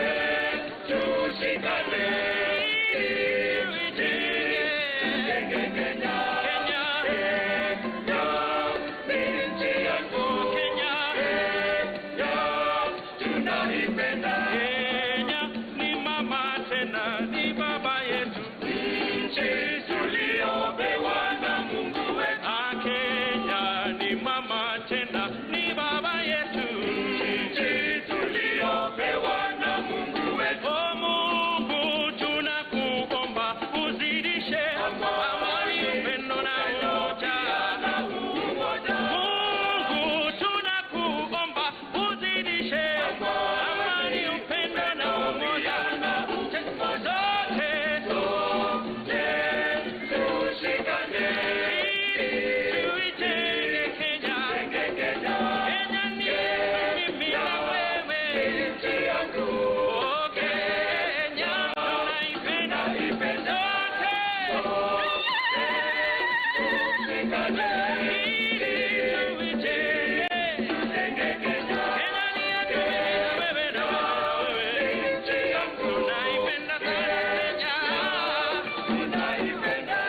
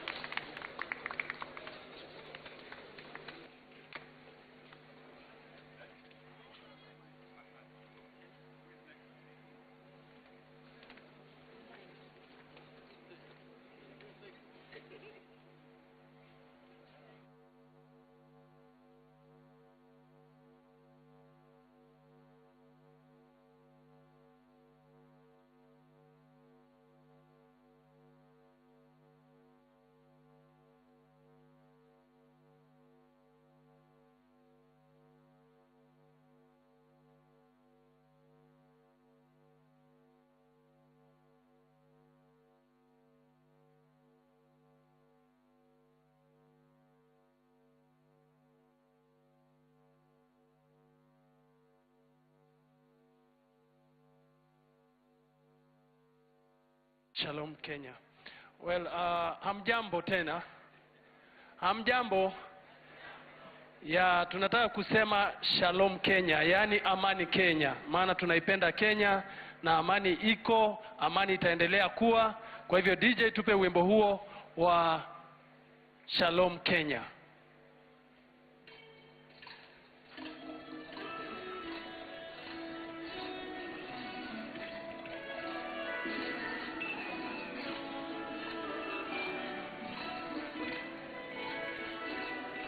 Tupe sauti DJ.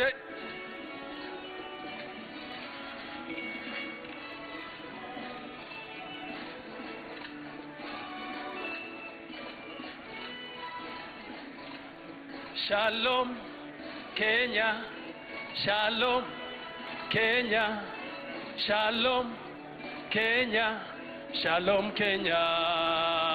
Everybody say Shalom Kenya. Tangaza amani. Shalom, Shalom Shalom, shalom. Oh, Kenya tulipigania. Mbona tena tupigane wenyewe? Kwa misingi ya ukabila. Oh. Eti kumwaga damu wenzetu. Wakenya na walilia. Tusimwage damu, tusimwage damu, tupendane, tupendane, Wakenya, tupendane, tupendane. Naomba tusaidiane, tusimame tuimbe kwa pamoja, tutangaze amani Kenya, tusimame. Wanakwaya.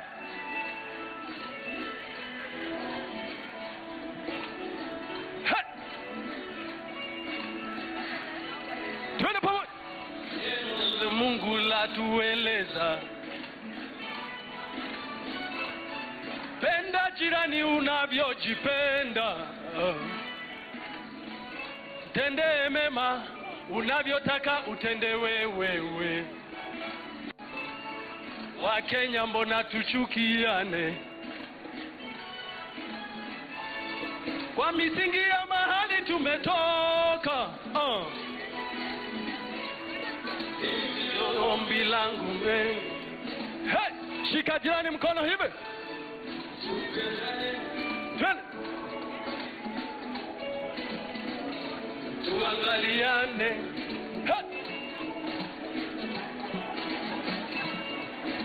Wakenya, Wakenya, Wakenya. Ningependa kuona Kenya nzuri. Hey! Hey! Baada ya 2022.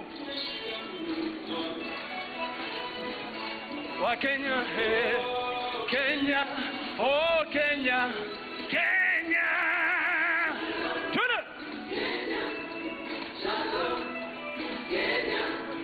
Shalom, Kenya. Shalom, Kenya. Ati nini?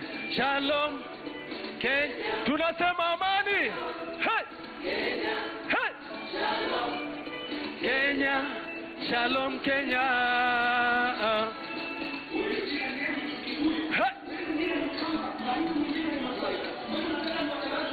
Hatuwezi kubali damu imwagike. Mungu anatubeba. Kenya iko na amani. Hey! Hey! Sisi ni watu wa Mungu. Sisi tuna Mungu moja. Tupendane, tupendane, tupendane. Hey!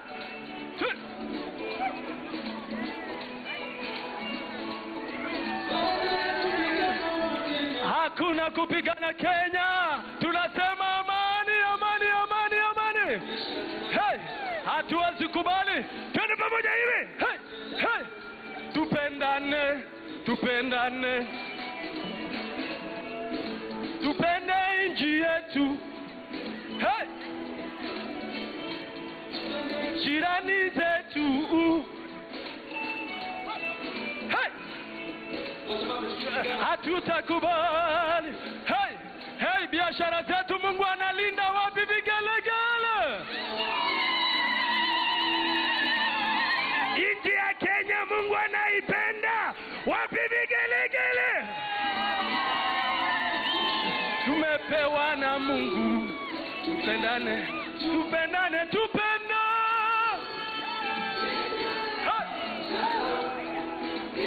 Twende pamoja.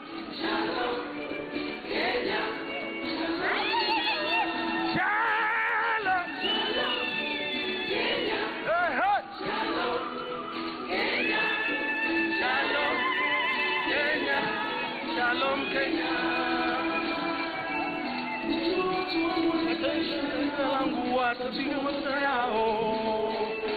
Ikiwa tutatubu makosa yetu, Mungu abariki. Hey! Inji yao.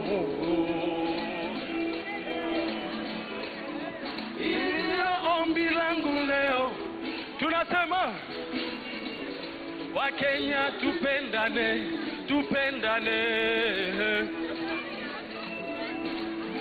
Twende sasa.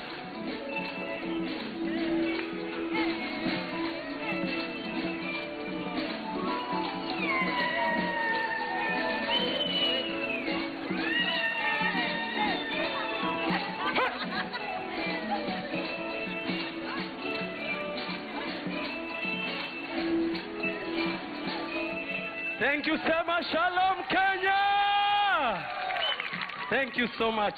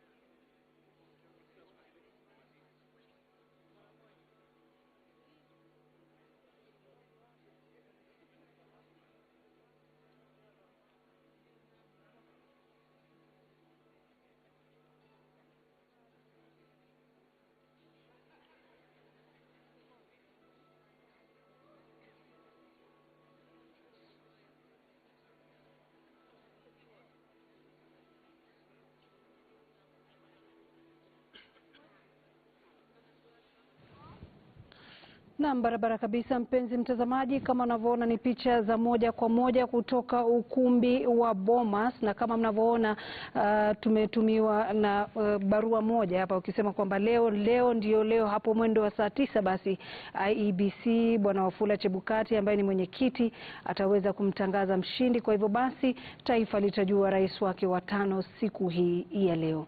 Na nafikiri kinachoendelea kule ilikuwa ni baadhi tu ya kwaya zikiwa zina imba nyimbo za kitaifa na pia vile vile za kidini, ambazo nyimbo nyingi zinazungumzia mshikamano, umoja, amani na upendo. Ikizingatiwa wazi kwamba siku hii ya leo baada ya matokeo haya kutangazwa, kuna haja sana ya taifa kuja pamoja ili iweze kutimiza malengo ya sababu ambayo wazee wetu walijitokeza na kupigania uhuru wa taifa hili la Kenya. Kwa hiyo katika kiwambo chako cha runinga ukiangalia sehemu ya kwanza ni picha za moja kwa moja, sehemu ambayo imetengewa mahususi ya kusubiri mwenyekiti Wafula Chebukati, na sehemu nyingine ni baadhi tu ya wale ambao walikuwa waangalizi katika uchaguzi huu kuanzia tarehe 9 mwezi wa 8, na pia vile vile baadhi ya viongozi ambao wanawakilisha vyama tofauti vya kisiasa, mirengo tofauti ya kisiasa, ikiwa ni siku ambayo kweli ina tumbo joto, maana kufikia sasa ni kama kila aliye pale anaamini kwamba ataondoka na tabasamu. Lakini ukolo mambo ni kwamba wote hatuwezi kuwa washindi. Asiyekubali kushindwa si mshindani. Lazima upande mmoja utaondoka na tabasamu, upande mwingine labda utaondoka na kuridhika na kusubiri wakati mwingine. Kwa nafikiri hiyo ndio hali halisi kwa sasa hivi, simu kwa wingi, subra kwa wingi. Lakini taarifa kama ulivyosema Lulu imetolewa rasmi kwamba saa 9 mwenyekiti Wafula Chebukati atakuwa anazungumza na taifa la Kenya. Kama unavyoona ni tofauti na mwaka 2017 ambapo mirengo yote miwili iko ndani ya ukumbi wa Bomas. Mwaka 2017 ilikuwa ni tofauti kidogo, mshindi alikuwa anaweza kujulikana, lakini kwa wakati huu mambo ni tofauti, kila mmoja anatabasamu. Lakini baada ya saa 9 tutajua ni yupi ambaye ataendelea kutabasamu. Lakini tunajua wazi kwamba baada ya saa 9 taifa litatabasamu kwa sababu lazima taifa lisonge mbele. Naam. And so far you will say that it's just about an hour 20 minutes to go, and as you're saying, in 2017 a time like now, the country had an indication of who was going to be declared winner because of obviously nilisikia jana vinaitwa viwambo, the displays of the tally, when they started tallying at the Bomas of Kenya. I remember one of the days that I was there in the night, and you could see that at that time they had tallied about 2 million votes, and they were showing who had what percentage. Now, as of yesterday and even this morning, there's no display of the tallying, despite having already announced is it 259 constituencies out of 290 plus 1. So therefore, majority of Kenyans do not know what is the ultimate tally that will be contained in Form 34C, which is the summary of all results of the presidential election from the constituency. So it's a question of waiting, but you understand that already chairman of IEBC is already within the Bomas of Kenya, waiting for the expiry of the 1 hour 19 minutes now. So na umezungumza swala moja labda Sam tukuuliza kwamba tulikuwa tumesalia kupata matokeo ya maeneo bunge 32. Unaona kwamba yatasomwa kabla saa 9 ama pengine atakuja kujumuishwa kwa pamoja na baadaye tuweze kupata matokeo rasmi ya urais? It appears that he may, because the law requires you have to announce what is the outcome in every constituency. So this is what they haven't done. So they have to do it unless, I don't know, unless they have communicated to the agents, because you saw that agents had been called, agents of the 4 presidential candidates had been called for a private meeting, unless that was made known to them. But it's also probably a responsibility to Kenyans to inform them what those Forms 34Bs are saying in as far as constituency tallies for the remaining constituencies, but also to include the diaspora vote, which of course you have to raise questions because they were actually among the first Form 34As to arrive into the portal, so that we are still here and there's no indication of what the tally is from the 34B of the diaspora is still a question that we have to grapple with, and we hope that the Commission will be in a position to declare it before going ahead with the ceremonies of the afternoon. Na pia tunaarifiwa kwamba dakika 30 kabla ile mwendo wa saa 9 basi wagombea urais wataweza kupigiwa simu na mwenyekiti wa IEBC Bwana Wafula Chebukati, kama tuliweza kuambiwa. Mshindi atapigiwa kwanza, alafu kwanza anapigiwa rais wa jamhuri ambaye ni Rais Uhuru Kenyatta, alafu simu ya pili itaenda kwa mshindi na simu ya tatu itaenda kwa yule mwenye alipata kura chache katika chaguzi hizi, na pia vile vile hawatasahau wale wagombea wawili ambao waliweza kuwania kiti hiki cha urais, haswa Bwana David Wahiga Maure na pia vile vile Bwana George Wajakoya. Na mbali na hapo pia asasi za kiusalama pia zitaweza kupigiwa simu kuweza kuelezwa ni nani atakuwa rais wa 5 wa Jamhuri ya Kenya. And I think it's a fair expectation, because if you participated in an election as a candidate, it is fair for you to be informed how you fared and what the outcome is just before it's announced to the country, because in as much as the country is the biggest stakeholder here, you're also part of that very significant stakeholder, because you put yourself out there to ask for the votes of Kenyans. So whether you've gotten it or you haven't, it is a fair expectation, a legitimate expectation to say so, for you to be informed of what the outcome is.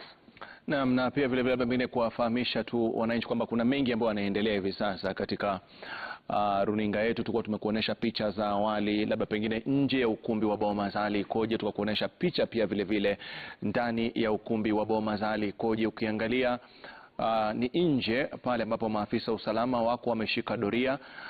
Si kila Mkenya yoyote ambaye anaweza kuwa na gari lake na karuhusiwa kuingia kule ndani, la hasha. Ni viongozi ambao watakuwa wanaruhusiwa kuingia pale, na wale ambao mapema vyama walikuwa vishaweza kuwatafutia vibali vya kuweza kufika eneo kama hili. Wako waangalizi pia vile vile ambao wako pale. Wako pia vile vile mabalozi, baadhi ya mabalozi ambao wako hapo ndani. Kwa nafikiri kwamba hiyo ndio hali ya hili hivyo kwa ni nje kabisa katika ukumbi ile wa kuelekea katika ukumbi wa Bomas. Usalama umeimarishwa na utaratibu lazima unafuatwa hapa kuhakikisha ni nani anaingia na nani ambaye haruhusiwi kuingia. Kumbuka ni shughuli muhimu ambayo usalama lazima ni muhimu sana, ikizingatiwa kwamba muda wote tunapokuwa tunaendelea huenda tukakuta wagombea wote wa urais wakiwa wamefika mahali kama pale.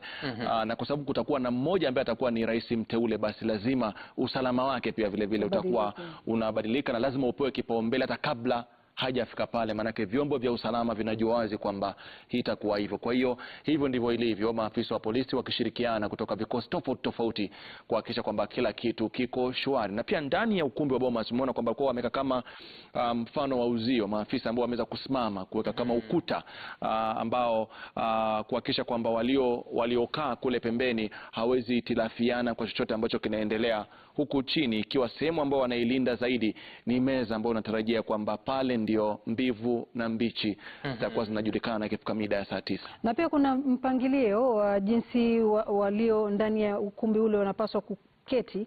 Kama tuliweza kumsikia hapo mwendo wa saa 4 aliweza kusema kwamba anaomba nafasi ya familia ya wagombea Tabitha Motemi. Naam, wakae karibu na dais. And actually, Rashida, that you speak of that table in the center, it looks like, because remember, Form 34C that has the tallies from all the constituencies, it has to be signed, especially by the agents of the presidential candidates. So it appears like that's where they will be sitting to be in a position to sign that Form 34C.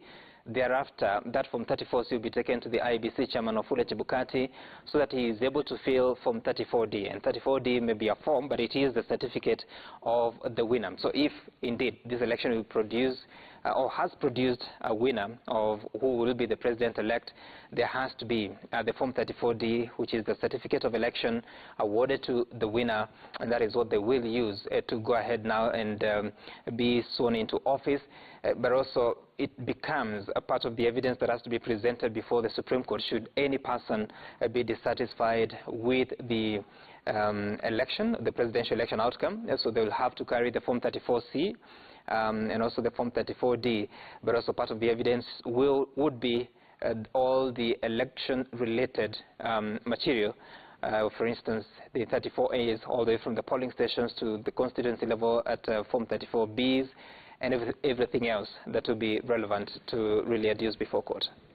Naam, ni swala zito kwa sababu ukiangalia Sam Gituku yule ambaye anasubiriwa kuweza kutangazwa hapa atakuwa na jukumu zito kabisa, kwa sababu kumbuka kwamba anakwenda kushikilia nafasi ambayo ni muhimu sana katika taifa letu la Kenya. Kwanza ni kuhakikisha kwamba atatupa baraza la mawaziri uteuzi wake ambao utakuwa ni wa kuridhisha zaidi, na baadaye bunge litapewa nafasi ya kuweza kuwapiga msasa wale mawaziri ambao ndio itakuwa ndio kama uskani wake wa kuendesha hii serikali vile ilivyo. Kwa hiyo ni kwamba kura yako kuchagua kiongozi bora ina umuhimu sana, kwa sababu na yeye pia ataweza kuhakikisha kwamba hata kubali tu baraza la mawaziri ambalo limeweza kuendekezwa kwa misingi ya kisiasa, lakini atataka baraza la mawaziri ambalo limeweza kuundwa kwa misingi ya utendakazi na uwajibikaji, ambapo mawaziri wakifanya vyema katika wizara zao ni hakikisho kwamba huduma zitafika mashinani na taifa litakuwa linasonga mbele zaidi. Nafikiri kwamba ni hatua mojawapo muhimu sana kuangalia ni nani ambaye atakuwa anapewa dhamana ya taifa hili la Kenya, na baadaye tuangalie atakuwa na msuko wa aina gani katika baraza lake la mawaziri, ikizingatiwa wazi kwamba kufikia sasa tushajua ni nani ndiye gavana, ni nani ambaye atakuwa anafanya kazi katika bunge la kitaifa, na ni kina nani ambao wameweza kuchukua nafasi ya kuunda sera katika bunge la Senate, bila kusahau wale ambao wako karibu kabisa, ama ndio nitasema ilikuwa ndio ushindi kabisa wa katiba yetu tuliyopata mwaka 2010, ikiwa ni wakilishi wadi kupitia bunge la kaunti. Na mbali na kibarua kwa mwenyekiti Wafula Chebukati, na nadhani pia kibarua kikuu pia kiko leo kwa bwana Joseph Kinyua ambaye ni mkuu wa utumishi wa umma kulingana na ile kamati ya assumption of office. Kwa hivyo leo ana kibarua kigumu, manake baada ya matokeo kutangazwa basi yeye anahitaji kuweza kufacilitate ile smooth transition. And it's interesting because just a few days ago Joseph Kinyua, who is the acting secretary to the cabinet, addressed a press conference and indicated that they held their inaugural meeting for them now to draw the map of the next few steps that have to be taken so that they can be in a position to facilitate the swearing in and the taking over ceremonies between President Kenyatta and the president-elect as soon as that is determined. But also to indicate here, I'll be getting the description of who sits in that committee, but also very important to note that the president-elect will also have an opportunity to go ahead and nominate a representative or representatives to sit in the assumption committee, so that whatever preparations are being conducted, they put his interests and the running mate's interests in focus. Or that would be the deputy president-elect, not running mate anymore. Na tukiangalia baadhi ya shughuli ambazo ile assumption office itaweza kuchukua ni kwamba what Kinyua said, anasema kwamba wana facilitate handing over the process of the outgoing president na pia vile vile security of the president-elect siku hii ya leo. Mbali nao pia ni kuorganize for the personnel of the president-elect. Na coordinate the briefings of the president-elect, facilitate communication between the outgoing and the incoming president. Na pia vile vile preparing the program of the swearing-in ceremony. Naam, ni kweli kumaanisha kwamba kivyovyote vile lazima kutakuwa na wachache katika taifa ambao watakuwa wanajua ni nani ambaye ameweza kupata kura nyingi. Maana kuweza kufanikisha hayo na kuhakikisha kwamba kila kitu kiko shwari si siri kwamba lazima wafahamishwe. Ndio maana tukasema kwamba Wafula Chebukati kama mwenyekiti atakuwa na jukumu la kupiga simu japo 2, 3, 4 ili kuhakikisha kwamba kila kitu kiko shwari kabla aweze kutangaza. Lakini kuna kitu ambacho Samu kinajitokeza mbali na kinachoendelea pale Bomas. Ukiangalia ni baadhi ya viongozi ambapo wakifurahia ile burudani inayotolewa katika ukumbi ule. Ni burudani ya kitaifa, ni burudani ya kujiliwaza ile. Maana watu wanajiuliza ni unajiliwaza kwanza kabla taarifa zenye mshtuko, ama ni burudani itakufanya kwamba wakati wa taarifa zile usiwe na mshtuko. Lakini kadri ambavyo masaa yanakaribia kufika saa 9 joto linapanda sana katika mitandao ya kijamii. Unapanda kabisa. And it's very interesting because I listened to one of the songs that they were singing and dancing to. Let me just go through the lyrics. I'll not sing, but they were saying, inuka jitie nguvu, simama umshindi, tawala una kibali, msaidizi wako yu ndani yako, nieleze je mteule ulivyo na nguvu, umepewa uwezo kwa roho wa Mungu, usife moyo mteule, ufalme ni wako, umrithi pamoja na Yesu. Tutajua rais mteule ni nani. Nyimbo ishaimbwa, wote wanaimba, lakini rais mteule atakuwa mmoja tu. Inafurahisha safari wameweza kukubali kwamba waweze kuliwazwa na nyimbo. Na utaratibu wa ABC hawana budi, lazima wakubali. Tofauti na matokeo yalivyokuwa kitangazwa, yale maeneo tofauti walikuwa wanaona kwamba wanapoteza wakati, waharakishe, lakini leo kila mmoja roho yake tulivu. Wajua ile nyimbo ni kama ukiangalia kwa utaratibu kama anavyosema Sam, ukiangalia labda pengine mashairi ya wimbo huo yanaliwaza kuleta matumaini na kutoa ushindi na kumwelekea Mwenyezi Mungu. Kila mtu alikuwa anaimba akijua kwamba mashairi yani kama yale ya mgombea wangu ambaye anasubiri atangazwe. Kwa nafikiri wale wa Kenya Kwanza wameyapenda mashairi yale, maana ni kama wanasema sasa ule mteule ndio huyu ambaye Mwenyezi Mungu ametupa. Upande wa Azimio la Umoja wa Kenya pia vile vile nao wanaimba kuona kwamba huyu ndio yule ambaye simama, manake ndio wewe. Kwa nafikiri ni muda wa kusubiri, kwa sababu mashairi yatakuwepo na pia matokeo yatakuwepo. Kwa hiyo baada ya Wafula Chebukati kutangaza, nafikiri kuna wengine wataomba ule wimbo sasa uchezwe tena na wanakwaya, manake hapo utakuwa na maana zaidi kushinda sasa hivi wakati kila mtu anaupenda ule wimbo. Ingawa I had one of the analysts say that you campaign in prose, in poetry, but you govern in prose. Kwa sababu ushairi mtamu sana wakati tunafanya kampeni. Lakini kutekeleza majukumu ile insha utaitunga kweli. Na pia kuna kitu kingine cha kwamba pale walipo sasa hivi viongozi wetu wanajua kwamba stesheni zote zinafuatilia. Kwa hiyo kuna ile hali ya kwamba lazima tuoneshe mataifa na wafuasi wetu kwamba sisi ndo tunapata ushindi, kwa sababu hata kwa mtu ataonekana amenuna kwa njia moja nyingine, hata kama ana shida zake binafsi, Wakenya huko washaji tolea taarifa ya kwamba ikiwa Sam Gituku wafurahie basi inamaanisha kuna shida fulani. Kwa nafikiri ukiangalia wote lazima wawe na tabasamu, wanataka wasitake, kwa sababu ndio huku wanaotizama wajue tuko vizuri hadi kufikia sasa. I wanted to take you through the assumption of office of President Committee. The committee shall be an ad hoc committee and shall consist of the Secretary to the Cabinet, who shall be the chairperson. So in this case we don't have a Secretary to the Cabinet in substantive capacity, but at the moment it's Joseph Kenya who works in that position. He's also the head of public service, and this was actually part of contention in the final months and weeks of the 12th Parliament. Then in that committee also there is the Attorney General, there is the Cabinet Secretary of the Ministry responsible for matters relating registration of persons. This would be C.S. Matiang'i. The Principal Secretary in the Ministry responsible for matters internal security, that would be P.S. Kibicho. The Principal Secretary in the Ministry responsible for matters finance, that would be Julius Muya. Principal Secretary in the Ministry responsible for matters relating to foreign affairs, that would be Macharia Kamau. The PS Ministry responsible for matters to ICT, that would be Jerome Ochieng. The PS in the Ministry responsible for matters relating to constitutional affairs. I don't know who that would be. Do you have the Ministry responsible for constitutional affairs? I don't know about that. Then the PS responsible for matters relating to cabinet office, would that be? Then the PS responsible for matters relating to local government, that would be devolution. And then the Principal Secretary Ministry responsible for matters culture and social services, again the PS are the Heritage Ministry. And of course the Chief of Defense Forces, the Director General of NIS, Inspector General of Police, and of course the person responsible for the administration of State House, that would be Kinuthia Mbogo, and so many other officials that are part of that committee.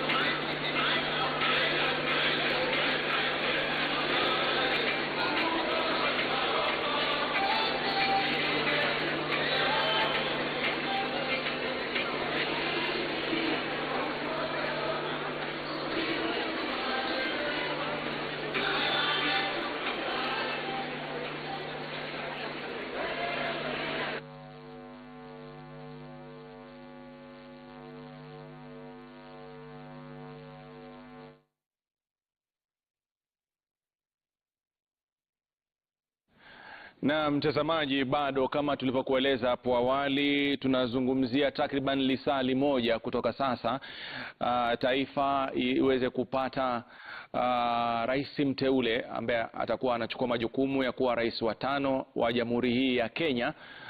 Hivyo basi kwa hivi sasa ni pilka tu ambazo zinaendelea za wageni waalikwa kufika katika ukumbi wa Bomas, ambapo baadhi ya wageni hao ni viongozi kutoka mirengo tofauti ya kisiasa, na pia vile vile kuna mabalozi waliofika pale, kuna waangalizi miongoni mwa wengineo, na ukiangalia kwamba ni sura ambazo zote kwa kitu ambacho kina mafunzo ndani yake ni kwamba nyuso zote za bashasha, ikiwa kila upande unaamini kwamba huenda ukaondoka katika hii siku na tabasamu. Kumbuka ni uchaguzi wa urais ambao uliwavutia zaidi, walijitokeza wagombeaji takriban 50 na zaidi ya 50, na lakini baada ya kupigwa msasa kuhusiana na vile ambavyo vinahitajika, taifa likapata waniaji 4 wa kiti cha urais, mmoja akiwa naibu wa rais ambaye ni Daktari William Samoei Ruto, akawania kiti cha urais kupitia tiketi ya UDA akiwa na mgombea mwenza wake ambaye ni Bwana Rigathi Gachagua, na mwaniaji mwingine wa pili wa urais pia vile vile akawa si mwingine bali ni Raila Amolo Odinga ambaye alikuwa anawania kiti cha urais kwa mara ya 5 kwa hivi sasa, chini ya tiketi ya Azimio la Umoja One Kenya. Alafu David Waiga Maure ambaye ni mwaniaji kiti cha urais kwa tiketi ya Agano, ambapo hapo jana yeye alikubali matokeo kwamba kura zikuwa nyingi upande wake, hivyo basi haoni akiwa mshindi katika kinyang'anyiro hichi. Lakini mwaniaji mwingine wa urais kwa tiketi ya Ruth alikuwa ni Profesa George Wajakoya, ambaye hadi kufikia jana alitoa taarifa za kwamba akiwataka mashabiki wake, wafuasi wake wawe watulivu, wasubiri IEBC ikamilishe zoezi hili la kutafuta kiongozi wa urais kwa haki, huru na usawa. Hivyo basi akiwa na imani kwamba ataibuka mshindi pia yeye katika kinyang'anyiro hichi. Lakini kwa takwimu hapo za awali ambazo hazifichi siri ni kwamba ushindani upo katika kinyang'anyiro hichi kati ya wagombea wawili wa urais. Hivyo basi ni naibu wa rais William Samoei Ruto, mwaniaji wa tiketi ya urais kwa tiketi ya UDA, na yule anayewania urais kwa tiketi ya Azimio la Umoja One Kenya. Lakini yote yalisemwa, zimehesabiwa, zimehakikiwa. Hivyo basi kufikia saa 9 kamili itakuwa ni jukumu la kisheria na kikatiba iliyotikwa tume ya IEBC, na ikiwa msimamizi mkuu wa uchaguzi katika kituo kikuu cha kujumlisha kura ambapo ni ukumbi wa Bomas, Wafula Chebukati kama mwenyekiti anachukua nafasi hiyo ya kuelezea taifa ni nani ambaye ameongoza katika kinyang'anyiro cha urais. Kumbuka hadi kufikia sasa alikuwa tunasubiri kupata matokeo kutoka maeneo bunge 32. Hiyo basi tutasubiri baadaye tuangalie itakuwa ni shughuli ya kujumuisha kwanza kabla ya kutangaza ama itakuwaje. Lakini kama ndio mwanzo unaungana nasi ni kwamba mapema wale mawakala wa vyama na miungano waliitwa pamoja, wote wakaambiwa pande eneo la juu zaidi, na wakawa na mazungumzo na baadhi ya makamishna. Kilichozungumziwa kufikia sasa hatukifahamu, lakini waliitwa na baadaye tukaona kwamba wamerudi na kujumuika na wenzao. Hivyo ndivyo hali ilivyo kwa hivi sasa. Picha za nje katika ukumbi wa Bomas ni wananchi wanaingia, utaratibu unafuatwa, maafisa wa usalama wameweza kuimarishwa ndani pale, baadhi ya viongozi wakiwa wanapiga burudani taratibu tu wakiwa wanasubiri muda ambapo mambo yatakavyokuwa.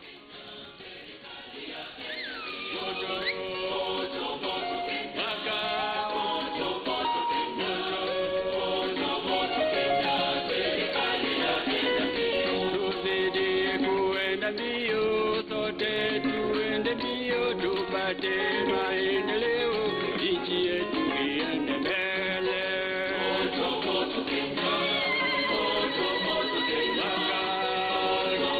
Kenya,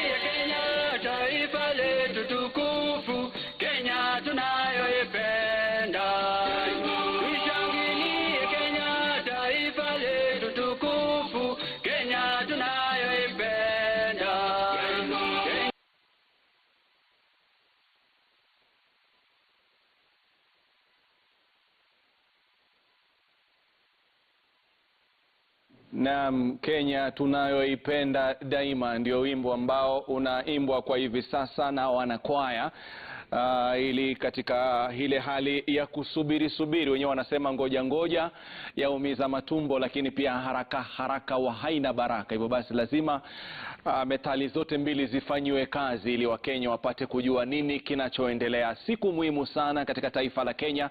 Ukiangalia katika falsafa za uongozi unaambiwa ushindi wa urais ni ushindi wa taifa. Hivyo basi atakayesherekea zaidi itakuwa ni mpiga kura, lakini cha msingi zaidi ni mshikamano, umoja katika kulijenga ili taifa tukufu kwa faida ya vizazi vilivyopo, vizazi vijavyo. Kwa hiyo leo hii lazima tuubebe ule msemo uliozungumzwa na hayati Mwalimu Julius Kambarage Nyerere kwamba tukubaliane kwa kutokubaliana, manake kivyo vyote vile sote hatuwezi kuwa washindi kwa njia moja au nyingine. Manake waniaji urais wanne, na kumbuka ni mmoja peke yake ambaye atakuwa anapata nafasi kisheria baada ya IEBC kutekeleza majukumu yao ya kikatiba. Kwa hivyo tunahitajiana kwa pamoja, tushikane, tuweze kumuunga mkono atakayeteuliwa ili ndoto za Mkenya kwa miaka hii mitano ziweze kutimia. Kumbuka kwamba hii ni fursa ambayo ilikuwa kuadimu sana miaka ya nyuma, wakati wazee wetu walilazimika kupigania uhuru, ikiwa mojawapo ya sababu kuu ilikuwa ni zile nguvu za kujitawala. Hivyo basi wakati wa nyuma tukaweza kutumia debe ili kuweza kupiga kura na kupata viongozi. Kwa hiyo si swala la kulipuuzilia, si swala kwamba la kuweza kulichukulia kirahisi, ni swala ambalo ni muhimu sana, manake mustakbal wa taifa la Kenya upo mikononi mwa atakayeteuliwa kuwa rais wa 5 wa Jamhuri ya Kenya.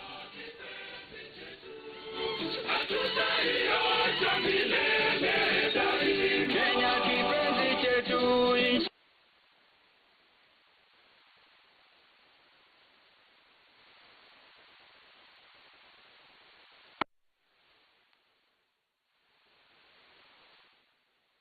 Na Kenya kipenzi chetu, hatutokuacha daima. Ndio mambo ambayo yanazungumziwa pale ndani. Ni ukweli kwamba haijalishi wako wameteuliwa, haijalishi wako walipata kura chache, lakini lazima tujue kwamba hii Kenya ni nchi yetu na lazima tuipiganie kwa pamoja ili kuhakikisha kwamba malengo ya taifa letu la Kenya yanatimia.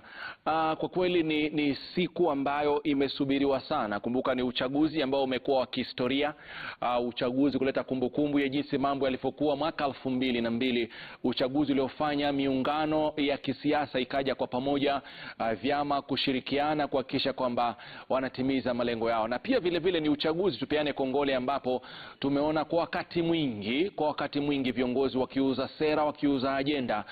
Ni uchaguzi ambao ukilinganisha na matusi yaliokuwa katika chaguzi za awali katika nyakati hizi, ilikuwa imeweza kupungua kwa kiasi kikubwa zaidi, na ni swala ambalo watu wengi wanasema tukiendelea hivyo katika siku za usoni huenda tukapata siasa za ukomavu kabisa, siasa za heshima, siasa za kutofautiana kihoja, sera za maendeleo na za kuendesha taifa, lakini sio siasa zile za sera za matusi na pia vile vile sera za kukashifiana na za ukabila kama ulivyokuwa wakati ule wa nyuma. Kwa hiyo ni mengi ambayo yameweza kuonekana katika kampeni za sasa, ni mengi pia vile vile yameweza kuonekana katika matokeo ya uchaguzi wa sasa.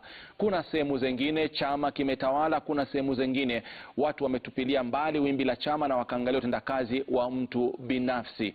Kwa hiyo ni hali ilivyo kwa hivi sasa. Ni wazi tukisema kwamba mbali na wanaosubiri katika kiti cha ugavana kaunti ya Mombasa na wale wanaosubiri kushiriki uchaguzi katika kiti cha ugavana cha kaunti ile ya Kakamega, kwa nyadhifa nyinginezo zote zile za ugavana, seneta, ubunge, wakilishi mwanamke na uwakilishi wadi, ni dhahiri shairi kusema kwamba kufikia sasa waliopata vyeti hivyo wanajijua, na wale ambao hawakufaulu wanajijua, na wale ambao tayari washaamua kwamba wataelekea mahakamani si siri, wameweka mambo hayo bayana, na kama kuna wengine pia vile vile wataamua kuelekea mahakamani, ndio njia sahihi zaidi kuliko njia ya malalamishi, matusi, maana mwisho wa kwisha huenda ikatutonesha kidonda. Wenyewe wanavyosema Waswahili ni kwamba aliyeumwa na nyoka akiona ukambaa lazima akimbie. Hivyo basi ndio maana umeona viongozi wa kidini, mashirika yasiyokuwa ya kiserikali, watetezi wa haki za kibinadamu, vyombo vya habari, mbali na uchaguzi kuwa na msisimko wa kipekee, kauli mbiu imekuwa amani, umoja na upendo, manake hiyo ndio peke yake itakayosaidia ili taifa kuendelea kwa ufanisi na wananchi kupata maendeleo. Ukiangalia katika runinga kwa hivi sasa ni nyuso tu za burudani. Wapo viongozi ambao washafika ambao hawakuweza kupata bahati ya kuchaguliwa katika chaguzi zilizopita, lakini pia wapo bendera ya Kenya ambao wimbo wake wa taifa ni dua, wimbo wake wa taifa ni mwelekeo wa taifa letu la Kenya. Kuna mtu ulikuwa anazungumza wakati wa nyuma kwamba kiongozi yoyote akiamua kukariri na kuzingatia wimbo wa taifa atafaulu katika utendakazi wake, haijalishi ni nyadhifa gani anayoshikilia katika nchi yetu hii ya Kenya. Picha ya juu utulivu, picha ya juu wasiwasi kidogo kwa wale ambao hawajui kitakachojiri baadaye, lakini ndivyo ilivyo kwa sasa. Lisilo na budi lazima lifanyike katika siku hii ya leo ili watu waanze safari ya ujenzi wa taifa. Umekuwa uchaguzi kwa kweli ambao kama nilivyoeleza hapo awali wa kihistoria. Wamekuwa pa waangalizi, wamezungumza mengi mapendekezo yao wakitaka katika siku za usoni kujiuliza swali kwamba mbona wanaojisajili kama wapiga kura ni wengi lakini wanaojitokeza kupiga kura ni wachache. Pili, wakataka baadhi ya mapendekezo na kwamba ni vipi kufikia sasa vijana hawashiriki pakubwa zaidi katika ujenzi wa taifa, ima kupiga kura ama pili pia vile vile kuwania nyadhifa tofauti katika nchi yetu ya Kenya. Na pia baadhi ya pendekezo lingine ikawa mashini tunazotumia kimskiti katika siku za usoni baada ya uchaguzi wetu pia vile vile tuziangalie kuweza kuziboresha kuhakikisha kwamba zitafanya kazi sawa. Pendekezo lingine ilikuwa pia mawasiliano kati ya tume ambayo inasimamia uchaguzi hapa nchini Kenya, mawasiliano yake na wadau mbalimbali yaweze kuwa mepesi, ya haraka na yaliyo na ufafanuzi zaidi. Na nafikiri unaposikia wadau, hakuna mdau nambari moja katika nchi yetu ya Kenya isipokuwa mpiga kura. Kwa hiyo basi mawasiliano kama yale yanatakana. Wakati kuna dakika kidogo za kimya, kile kimya kinaibua maswali na wakati mwingine kinaondoa hofu. Nafikiri kwamba hivyo ndivyo hali ilivyo mtazamaji kwa hivi sasa. Ukiangalia maafisa ambao wako katika sare zao za kazi na wale ambao hawana sare binafsi, wote wamejitokeza katika siku hii ya leo. Tunasema kura ni kuchukua uamuzi raia afaidike. Ni maana ambayo nimeweza kuizingatia mimi, sio ya mahali pengine. Ni kwamba naamini kwamba kura ni kuchukua uamuzi raia afaidike, wala sio kuchukua uamuzi raia ateseke. Hivyo basi katika nyadhifa ambayo tumeweza kuona viongozi wakipewa vyeti, tunaamini kwamba raia atafaidika wakati viongozi wamekula kiapo waendelee. Lakini ukiona kama kuna mahali itakuwa kuna raia anateseka, basi bila shaka itamaanisha mimi na wewe mtazamaji hatukuweza kuzingatia yapi tunayapa kipaumbele kabla kumpa tunayetaka kura yetu. Nafikiri kwamba hilo ndilo swala ambalo tulizungumzia. Kama nilivyokuambia hapo awali, maafisa wameuzunguka ule mzunguko wa pale ukumbini pale Bomas pale chini kuhakikisha kwamba usalama unaimarishwa. Maafisa wa polisi wako ange, kila kitu kiende kama kilivyo tarajiwa kufanyika katika siku hii ya leo. Labda kwa Mkenya ni kwamba muda hausongi, lakini kwa waniaji labda muda unasonga haraka sana, kwa sababu kama kuna mtu ana uhakika wa kitu hiki atakuwa anasema mbona muda usongi, saa 9 haifiki. Lakini kwa wale ambao labda hawana uhakika, wasingependa saa 9 ifike haraka mno, lakini liwe liwalo, iwe iwavyo, lazima saa 9 itafika na wananchi watajua ni yupi ndio rais mteule katika jamhuri yetu ya Kenya. Rais ambaye hapaswi kubagua, rais ambaye lazima alete mshikamano. Huyo rais bila shaka anafahamika na Wafula Chebukati baada ya kuhakiki zile fomu. Cha msingi ni mwenyekiti apewe muda wake, muda ukifika taifa lipate ukweli. Rashid, where do I go after that? Si rahisi kuwa rais. Na mmoja leo atakuwa na urais wa kutangazwa kuwa rais. It's now 41 minutes to 3 p.m. the time appointed by the IEBC as the commission that they will be declaring the results of the 2022 presidential election. It appears like one of those final races for the 2022 general election to be determined. And of course, as we wait for the arrival of the commissioners into the auditorium, we also await the arrival of some of the candidates, the presidential candidates. We already saw Professor Wajakoya and David More Waihiga arriving at the Bomas of Kenya.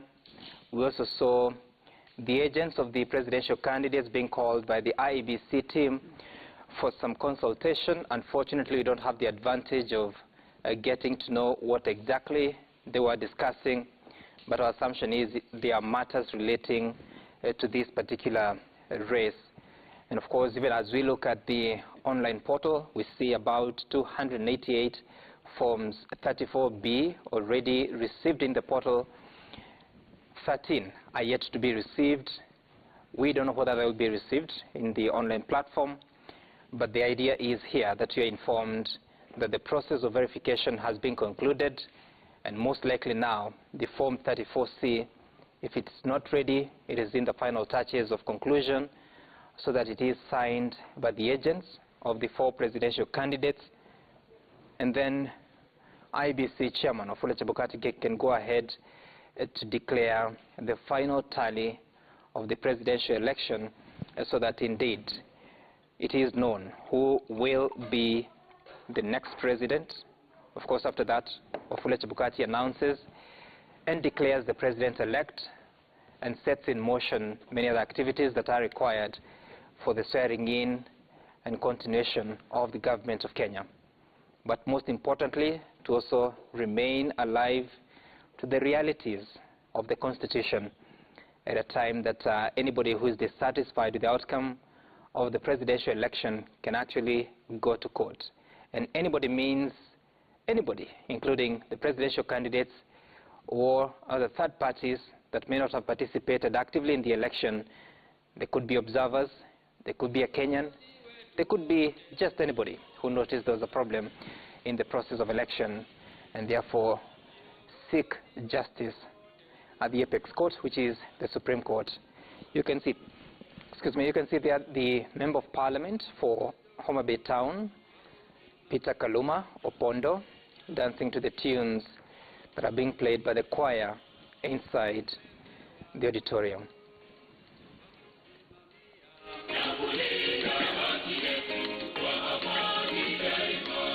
Ndugu zetu wanajeshi,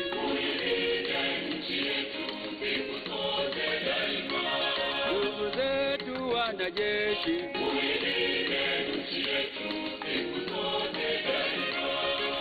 tusimame imara, tuilinde Kenya.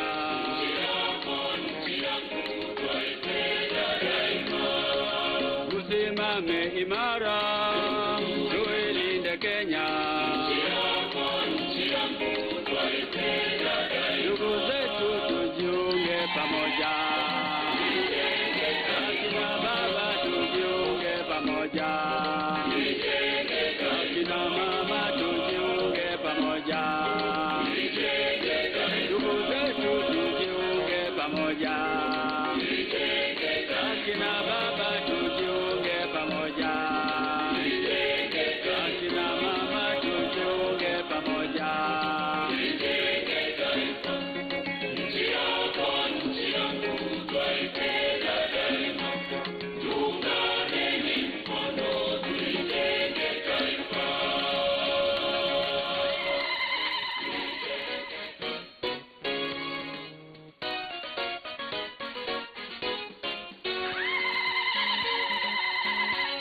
Tuishangilie Kenya, taifa letu tukufu, Kenya tunayoipenda, Kenya nchi tunayoipenda, Kenya nchi tunayoipenda. Twajivunia sana tukijiita wa Kenya, nchi yenye baraka, Kenya nchi yenye baraka, Kenya nchi yenye baraka. Kenya makao yetu ni nchi ya kupendeza, kamwe hatutaiacha, kamwe Kenya hatutaiacha, kamwe Kenya hatutaiacha.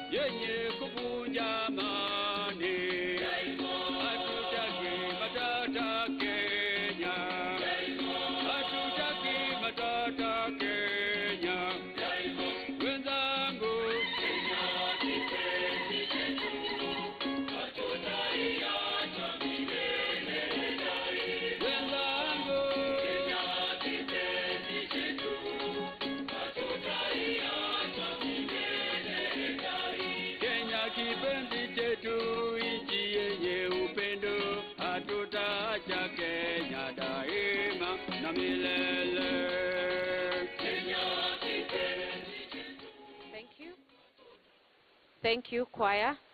Could we have the 4 presidential chief agents? Just the 4 presidential chief agents, please. 1 from each of the presidential candidates.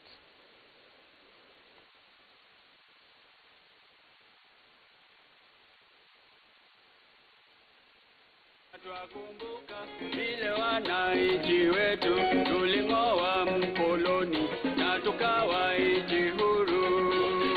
Twakumbuka vile wananchi wetu tuling'oa mkoloni na tukawa nchi huru. Kenya yetu jamhuri, nchi yenye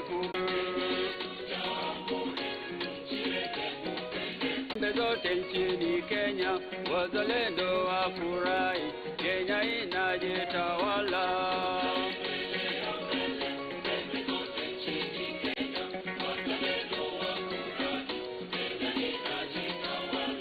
Tunaendelea mbele, pembe zote nchini Kenya, wazalendo wafurahi, Kenya inajitawala.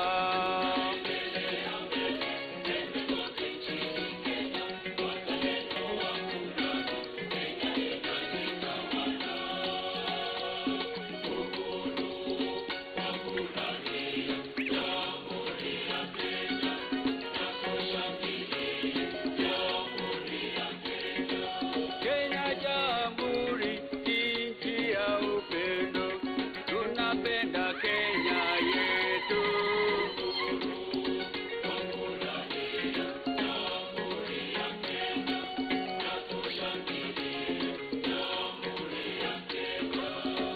Tunajivunia jamhuri ya Kenya, wananchi wetu wote.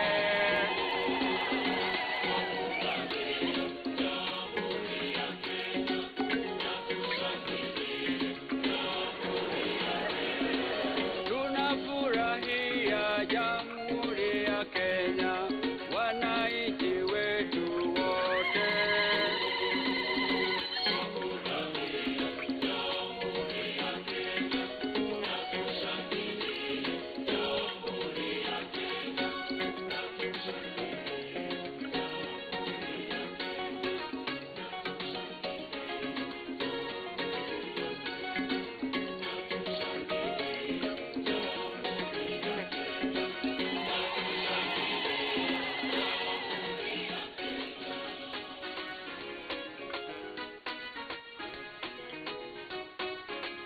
Wananchi tuna jukumu kujenga Kenya nchi yetu, tujumuike pamoja, tujenge Kenya nchi yetu.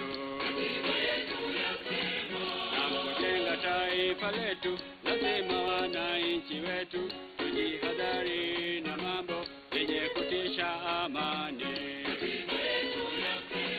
Tukipewa madaraka kwa serikali ya Kenya, upendeleo uache na ukabila uache.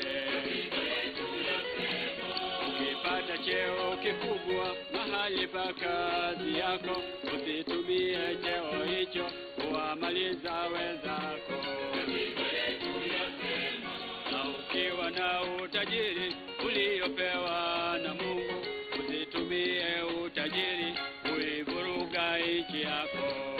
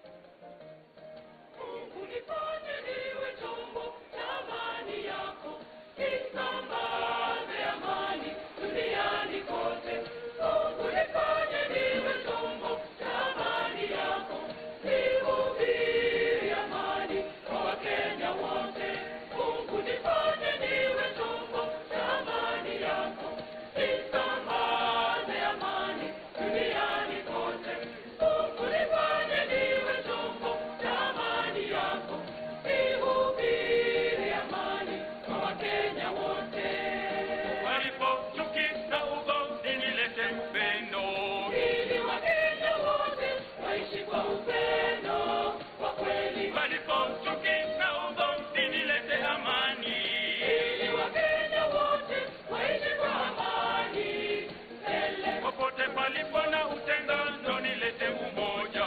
Ili Wakenya wote waishi kwa umoja wa kweli. Popote palipo na mzozo, nilete amani. Ili Wakenya wote waishi kwa amani. Yelele, yelele. Mungu nifanye niwe chombo cha amani yako. Nisambaze amani duniani kote. Mungu nifanye niwe chombo cha amani.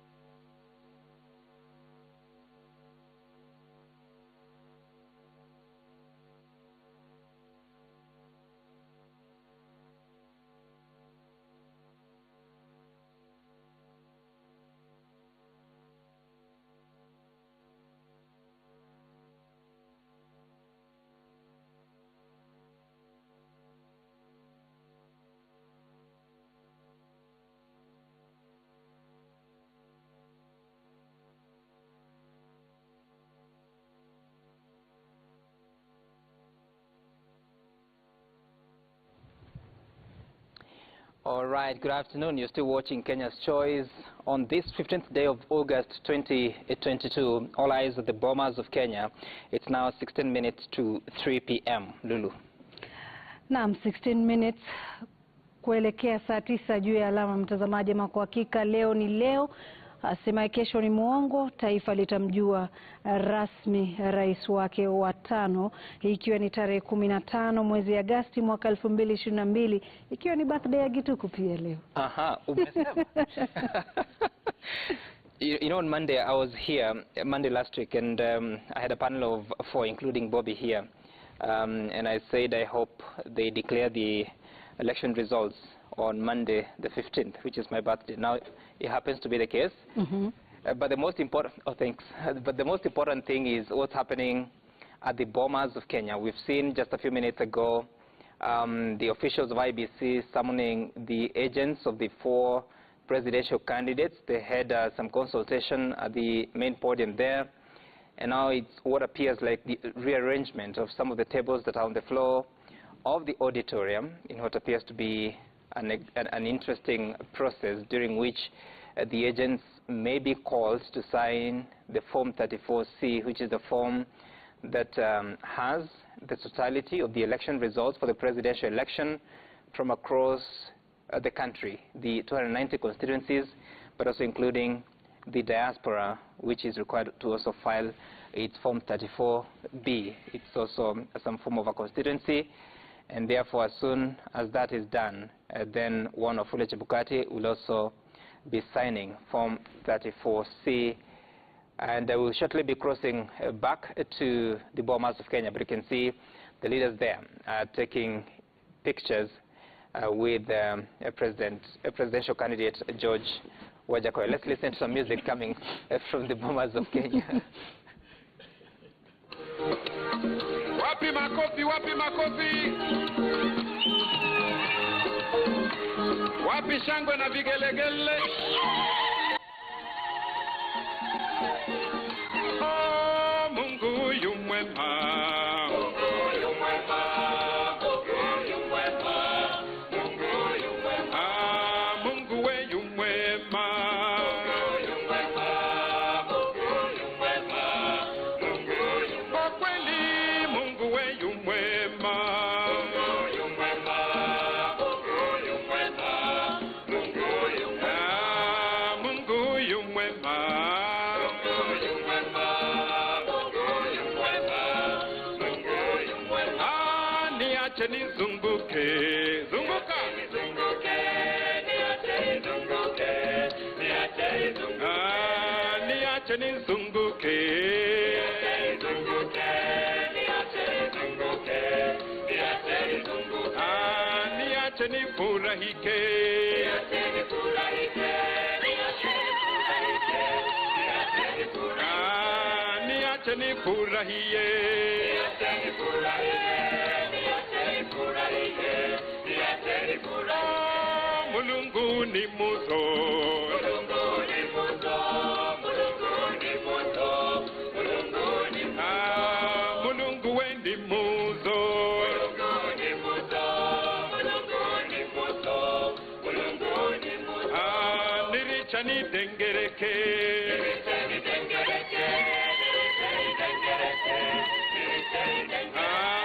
Nirichani zungulukewe.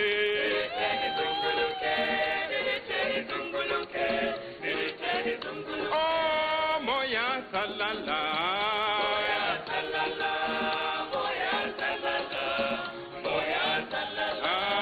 Moya we salala.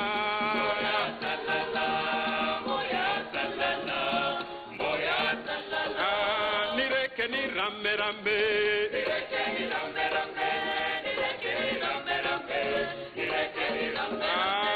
Nireke ni furahikewe.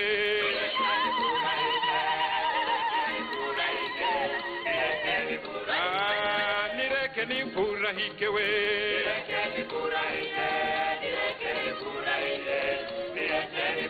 Oh, mwadhani arogosho.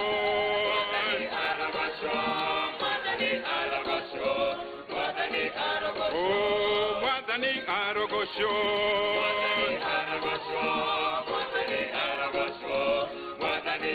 Oh, ekai sunge sunge asi. Ekai sunge sunge.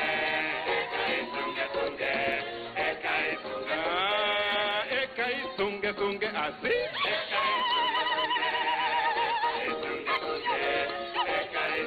Oh, ewe ya miela miela.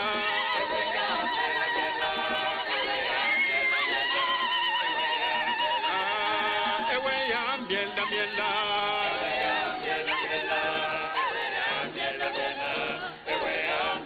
Oh, kararan Jehovah.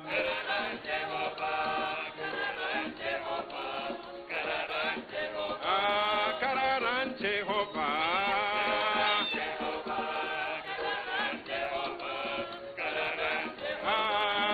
Rekan jeve jeve.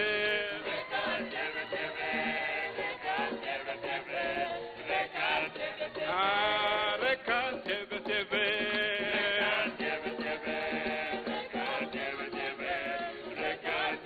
Oh, jigan chentenge.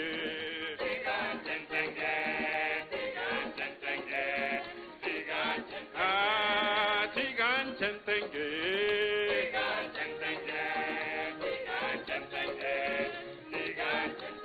Oh, shangilia Yesu anaweza.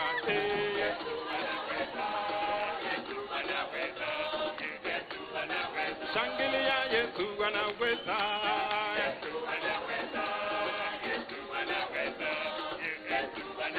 Shangilia Yesu atupenda.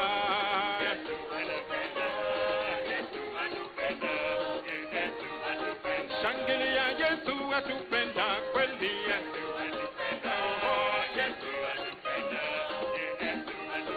Shangilia Yesu jemedari.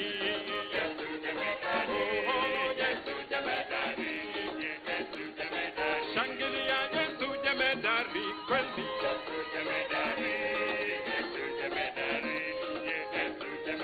Shangilia Yesu dakitari.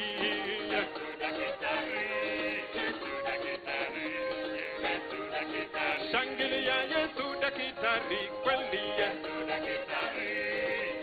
Haya, cheza cheza kama mtu ana furaha sasa. Twende.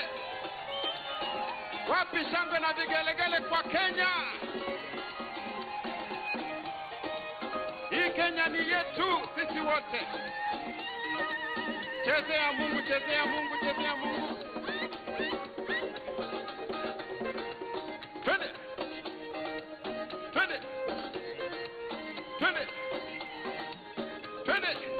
Wapi shangwe ya Kenya? Shangwe ya Kenya. Ha. Twende.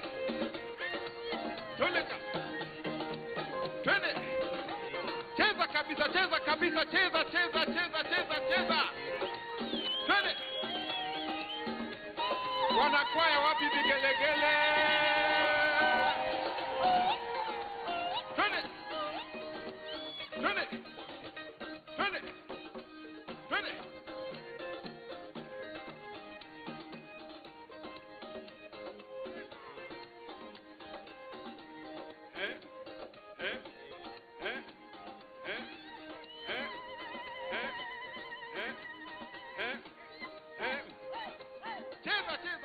cheza, cheza, cheza, cheza, cheza, cheza, cheza.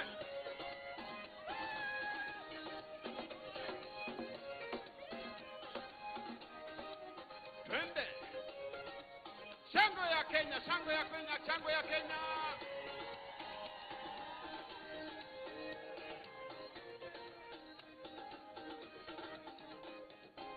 Cheza, cheza, cheza, cheza, cheza, cheza, cheza, cheza, cheza, cheza. Twende. Wapi vigelegele, wapi vigelegele. Twende. Twende. Twende. Twende. Twende. Twende. Toleka. Aha. Ah, wapi vigelegele? Ehe.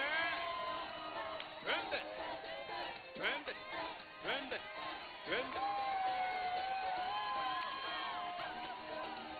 Twende. Katika. Katika. Katika. Katika. Katika. Katika. Ehe. O shangilia Yesu anaweza.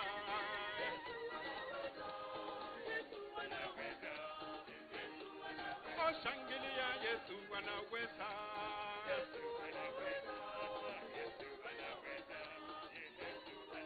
Shangilia Yesu kiongozi. Oh, Yesu kiongozi. Shangilia Yesu kiongozi. Oh, Yesu kiongozi. Shangilia Yesu atupenda.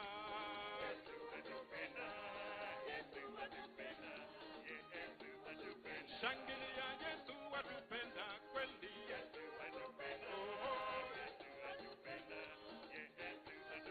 Shangilia Yesu anaweza.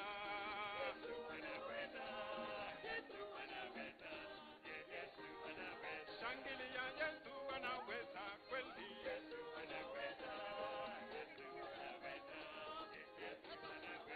Cheza, cheza, cheza, cheza, cheza, cheza, cheza, cheza.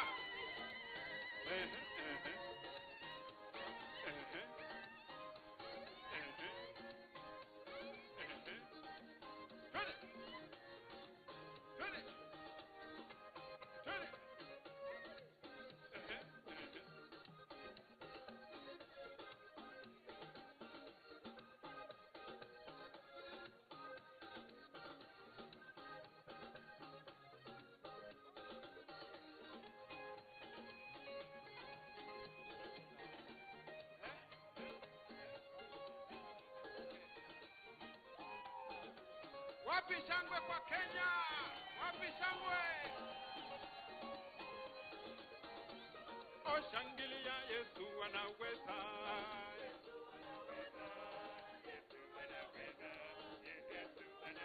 Shangilia Yesu anaweza. Kweli Yesu anaweza. Yesu anaweza. Wapi shangwe na vigelegele kwa Kenya? Thank you, thank you.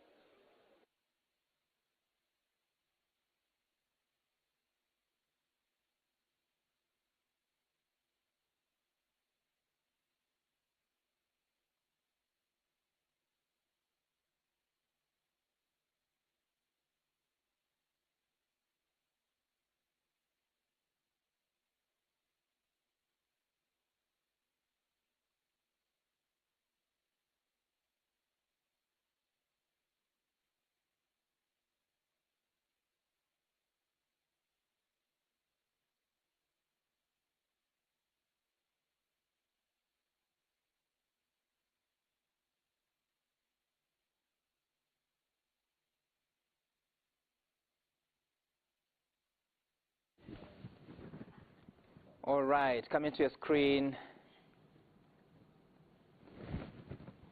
Right, coming to your screen are the live images from the Bomas of Kenya. That's Matokeo. We'll be describing who it is in a few minutes. And of course, you can see that it's part of the dignitaries that are expected to arrive at the Bomas of Kenya. Of course, the IEBC has been waiting the arrival of the other two presidential candidates, Deputy President William Ruto and Raila Odinga, who is the candidate for Azimio la Umoja One Kenya, a coalition political party. And this could be one of those two. Let's just wait and see from the images, from the manner of the escort that has been... ukimwona member of parliament wa Kapseret Oscar Sudi na Hussein tayari unajua kwamba huyo ni naibu rais William Ruto. Indeed. Mgombea ama si mgombea tena kwa hivi sasa tuweza kujua baada muda. Tutajua tu bado ni mgombea urais kwa sababu yeye bado ni candidate. Ngoje tusikie matokeo yatakuwa namna gani.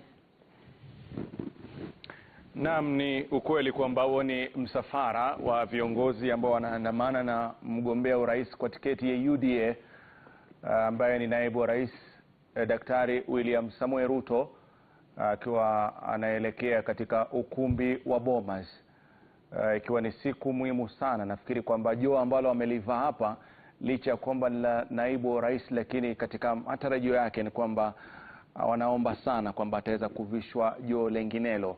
Hivyo basi ni baadhi ya wale waniaji wa urais wawili ambao walikuwa wanatarajiwa wafikia hapa, ikiwa ni yeye ambaye amefika sasa hivi, na itakuwa pia vile tunasubiri zamu ya mwaniaji urais kwa tiketi ya Azimio la Umoja One Kenya, aliyekuwa waziri mkuu Raila Odinga, ambaye pia ametafuta kuvaa ili joo kwa kwa safari 5, ikiwa ni safari yake ya 5. Pia naye atakuwa ana ndoto ya kwamba huenda akavikwa ili joo, lakini vikaji wa ili joo ni Mkenya na dhamana hiyo amemwachia mwenyekiti Wafula Chebukati. Ni msafara huu ambao kwa kweli ndio ushafika katika maeneo ya Bomas.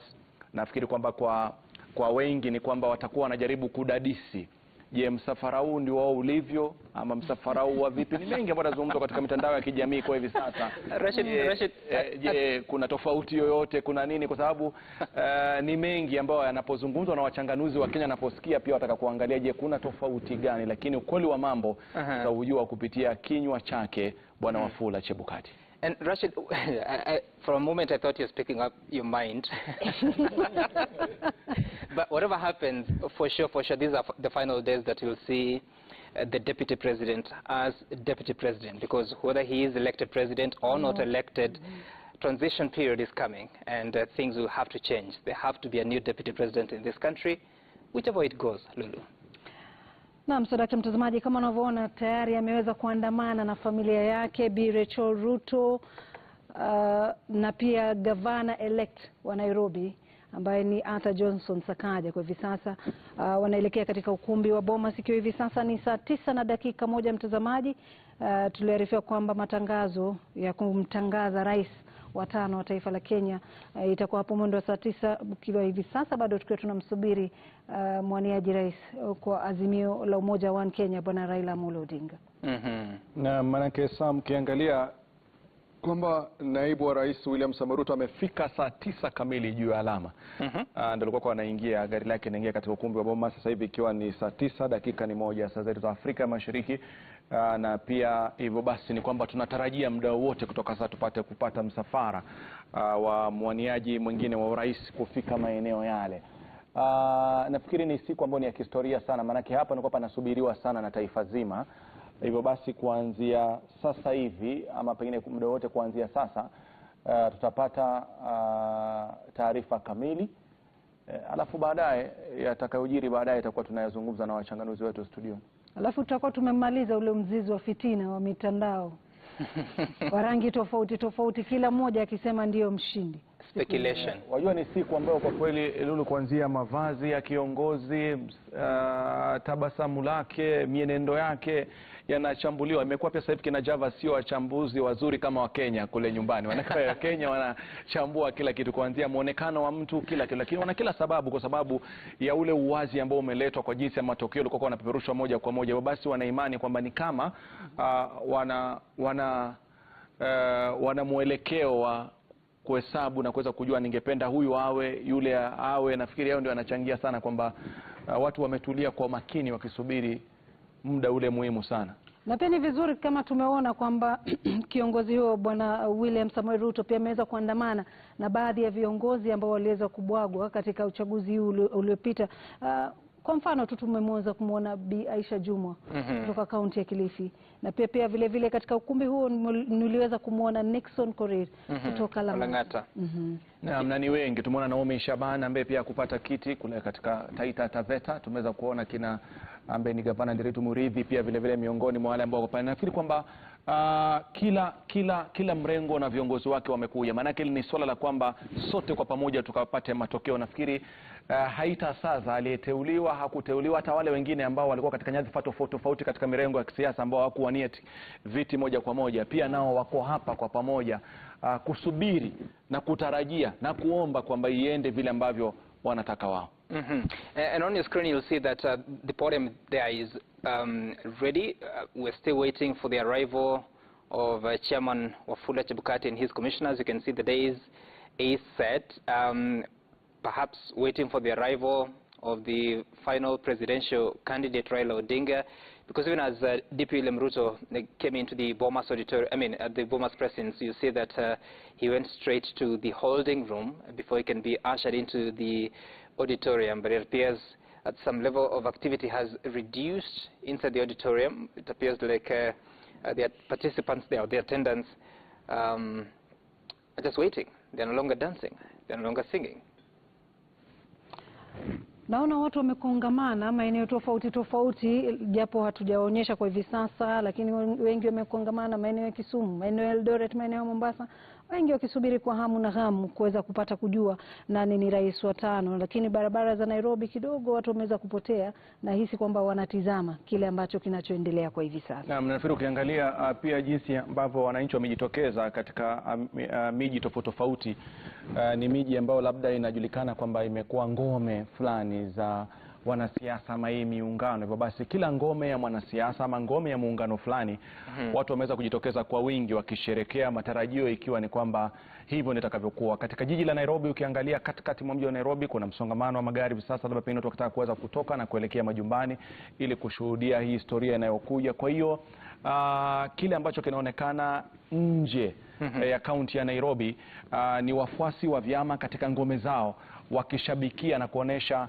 ile imani kwamba ule ushindi unawaelekea wao. Nafikiri ni swala ambalo tumeweza kulizungumza kwamba na sherehe zitakazokuwa zinaendelea pia wananchi waangalie jinsi ambao viongozi wameweka tofauti zao ndani ya ukumbi wa Bomas na wakacheka pamoja, wakaweza kutabasamu pamoja, wakapeana pambaja.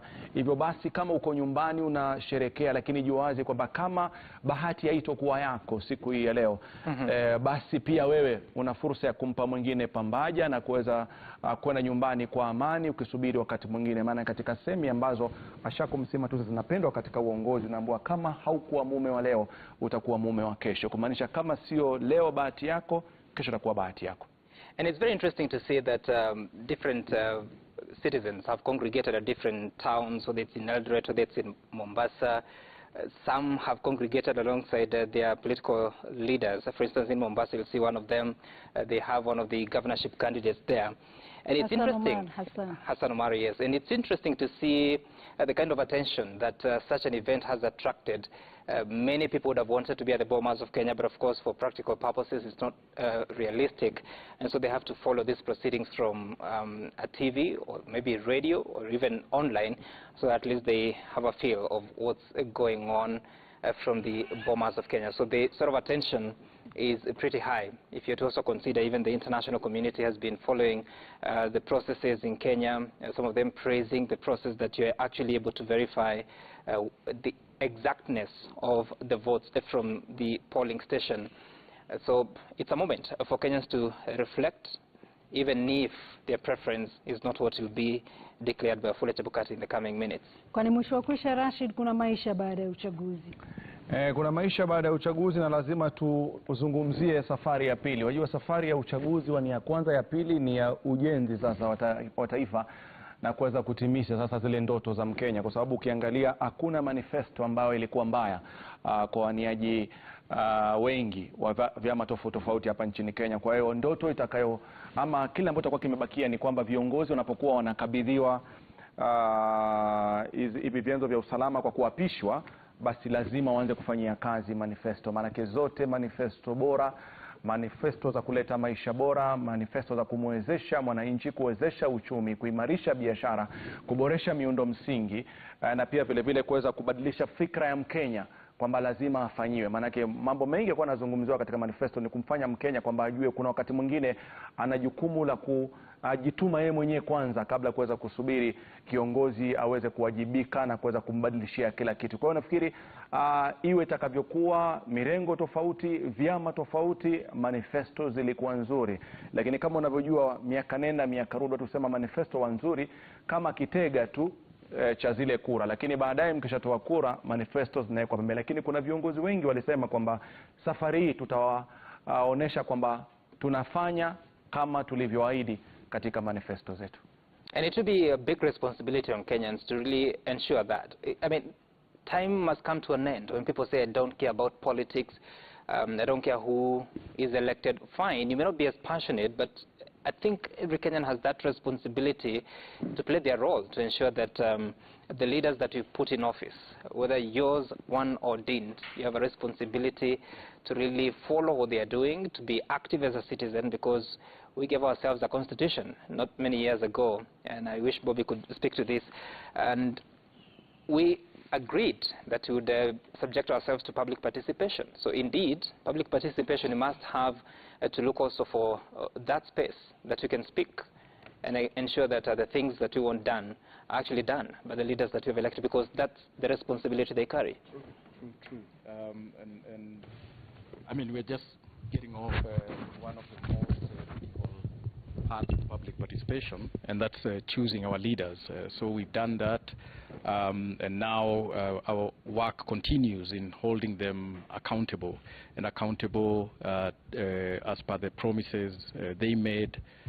We know that promises are, you know, it's a Cuomo, the former New York governor, who said that during campaign promises are given in poetry, but once the leader is elected and takes the reins of power, he or she does you know, rule in prose. So now the poetry is over. Now the real work starts.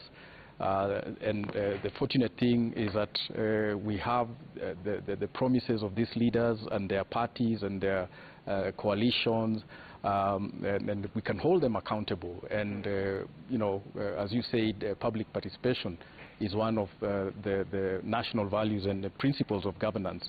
And so it is expected that after this very critical event, because you have to remember that elections are an event, our work does not end here as citizens of Kenya. We must continue, you know, pushing and prodding, cooperating also in a very, very, very constructive way, so that at the end of the day, whoever becomes the president of this country becomes the president of all Kenyans, regardless of whether you voted for him or not. And I think and hope that whoever is pronounced as a winner by Chairperson Wafula Chebukati, that will be the first message that you know, now I become the chief servant actually of all Kenyans, and will be ready to be held accountable from the day he is sworn in for the next 5 years. Right. Yeah. Right.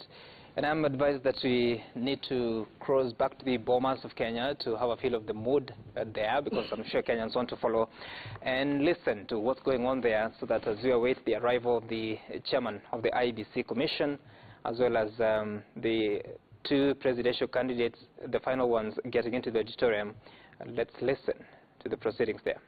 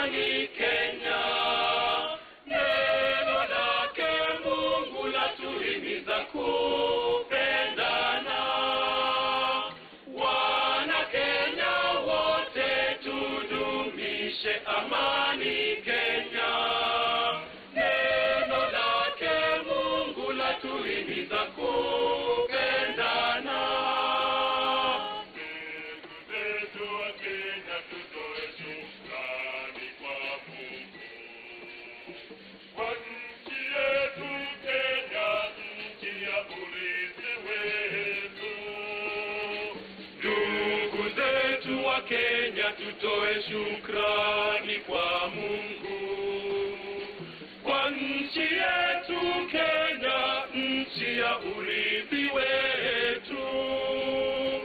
Wana Kenya wote tudumishe amani Kenya. Neno lake Mungu latuhimiza kupendana.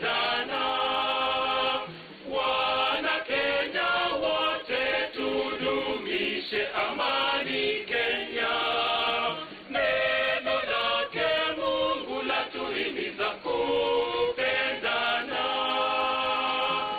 Tushikane mikono pamoja sote wa Mungu. Tujenge Kenya moja, nchi ya urithi wetu. Tushikane mikono pamoja sote wa Mungu. Tujenge Kenya moja, nchi ya urithi wetu. Wana Kenya wote tudumishe amani Kenya. Neno lake Mungu latuhimiza kupendana. Wana Kenya wote tudumishe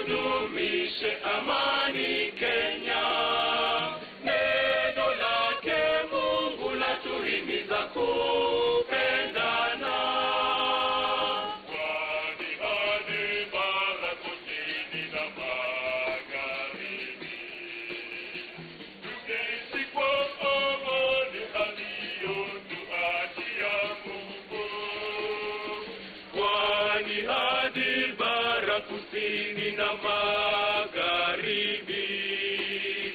Tuishi kwa amani aliyotuachia Mungu. Wana Kenya wote tudumishe amani Kenya. Neno lake Mungu latuhimiza kupendana. Wana Kenya wote tudumishe amani Kenya. Neno lake Mungu latuhimiza kupendana. Neno lake Mungu latuhimiza kupendana. Neno lake Mungu latuhimiza kupendana. Neno lake Mungu latuhimiza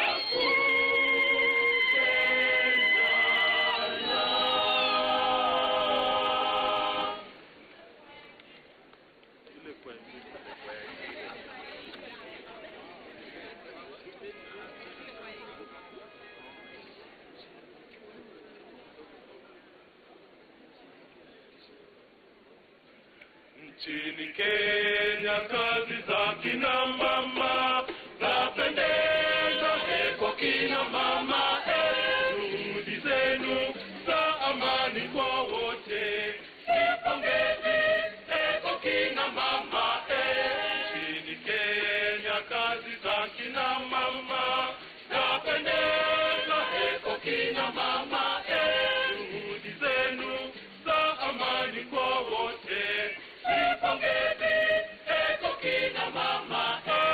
Kina mama,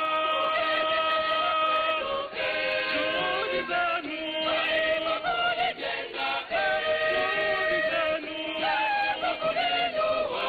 Kina mama hoye, Kenya yetu hoye. Kina mama, juhudi zenu kulijenga, juhudi zenu kulinua. Kina mama hoye, Kenya yetu hoye. Wadhulumu kina mama ni jamii, majukumu yao sio kidogo. Wadharau kina mama ni mama, kina mama nguzo ya jamii Kenya. Wadhulumu kina mama ni jamii, majukumu yao sio kidogo. Wadharau kina mama ni mama, kina mama nguzo ya jamii Kenya. Kina mama,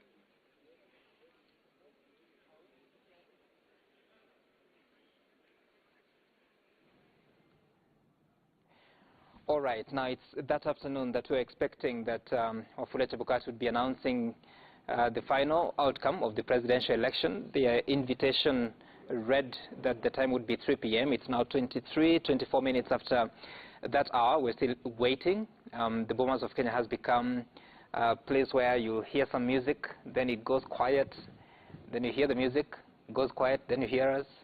Rashid. Na labda pengine kitu ambacho Sam pia kitazungumziwa ni kwamba tulikuwa tumeambiwa kwamba saa 9 japo haijafika mpaka saa 10, lakini sijui kama waliopo tukianza na wakili Steve tutazungumza kwamba je, kuna chochote kinaweza fanyika pale sasa hivi ama lazima tusubiri mpaka wagombea wote wafike ndio tupate cha kuendelea? Maoni yako. Allow me to respond in English. Well, thank you, Rashid. The announcement must go on with or without all presidential candidates.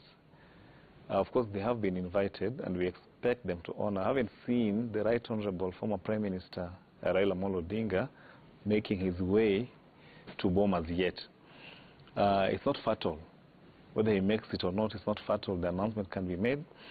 The law requires the returning officer, the national returning officer, in this case, Wafula Chebukati, to hand over the certificate to the person so declared as the winner.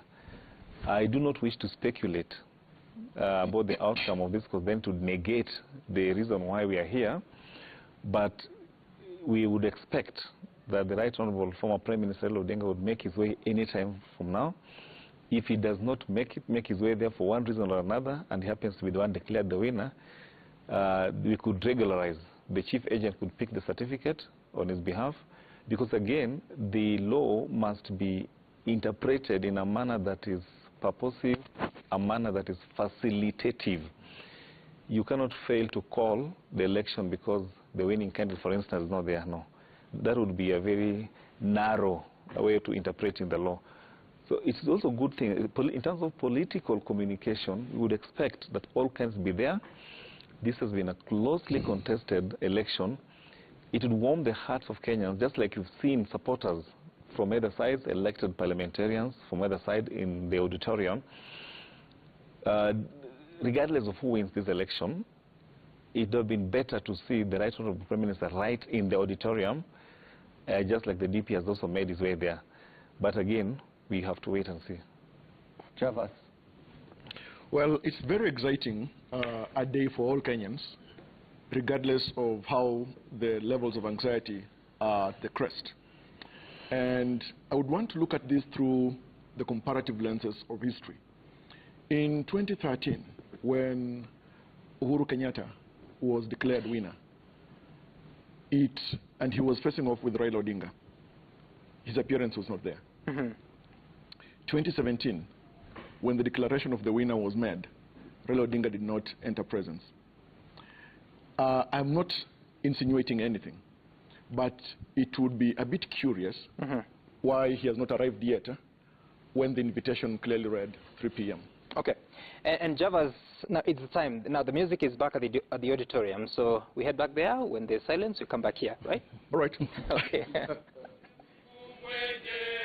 Azidi kuilinda Kenya, twajua kwamba ulinzi wetu watoka kwake Mola Mungu, na tumuombe Mungu Mwenyezi azidi kuilinda Kenya. Twajua kwamba ulinzi wetu watoka kwake Mola Mungu, na tumuombe Mungu Mwenyezi, na tumuombe Mungu Mwenyezi azidi kuilinda Kenya.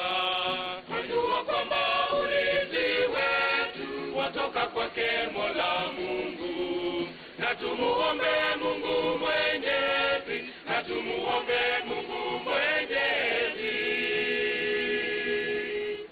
azidi kuilinda Kenya. Mungu ibariki nchi yetu pamoja na watu wetu. Mungu wabariki watu wako, amani idumu Kenya. Mungu ibariki nchi yetu pamoja na watu wetu. Weomba Mungu wabariki watu wako, amani idumu Kenya. popote tulipo Kenya. Mungu wabariki watu wako, ushushe baraka zako. Mungu wabariki nchi yetu, amani idumu Kenya. Moja uzidi Kenya. Mungu wabariki watu wako, upendo uongezeke. Mungu wabariki nchi yetu, amani idumu Kenya. Mungu ibariki nchi yetu pamoja na watu wetu. Mungu wabariki watu wako, amani idumu Kenya. Mungu ibariki nchi yetu pamoja na watu wetu. Mungu wabariki watu wako, amani idumu Kenya. Mungu ibariki nchi yetu pamoja na watu wetu. Mungu wabariki watu wako, amani idumu Kenya.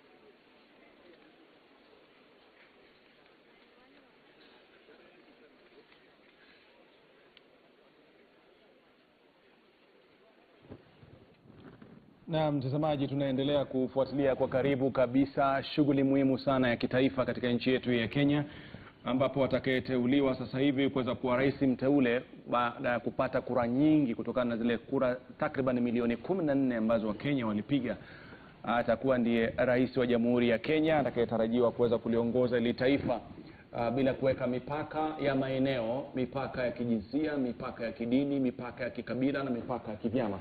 Lakini pengine kwa dakika moja kabla turudi, nafikiri kwamba tuweza katizwa, maana shughuli leo ni muhimu, inaelekea kule. Jafas, kwa swali nitakuwa swali moja. Ikiwa tulisajili wapiga kura zaidi ya milioni 22 ama milioni 22, lakini waliojitokeza kupiga kura ni milioni 14, inasemaje kuhusu sisi kama Wakenya? Kwanza kumbuka kwamba hapa Kenya tuko na demokrasia shirikishi. Lakini ule upungufu wa wananchi kujitokeza, wale ambao walikuwa wamejisajili katika kipindi hiki cha kupiga kura, kumeweza kuonyesha kuwa labda kuna ile disconnect, the disdain that the voters have either towards the politics of Kenya or the disdain towards the candidates in this election. Because there's one clear realization that most politicians in Kenya haven't kept word in implementation of the social contract with the people. Today, there is nearly no government since independence that made or developed a manifesto and implemented even 50% in an election cycle. So hiyo ndio ambayo inaleta ule uvivu ama kutokuwepo na imani katika viongozi wa kisiasa. Unaweza sema kwamba wapiga kura labda wanapitisha ujumbe kwamba wamechoshwa na uongozi uliopo?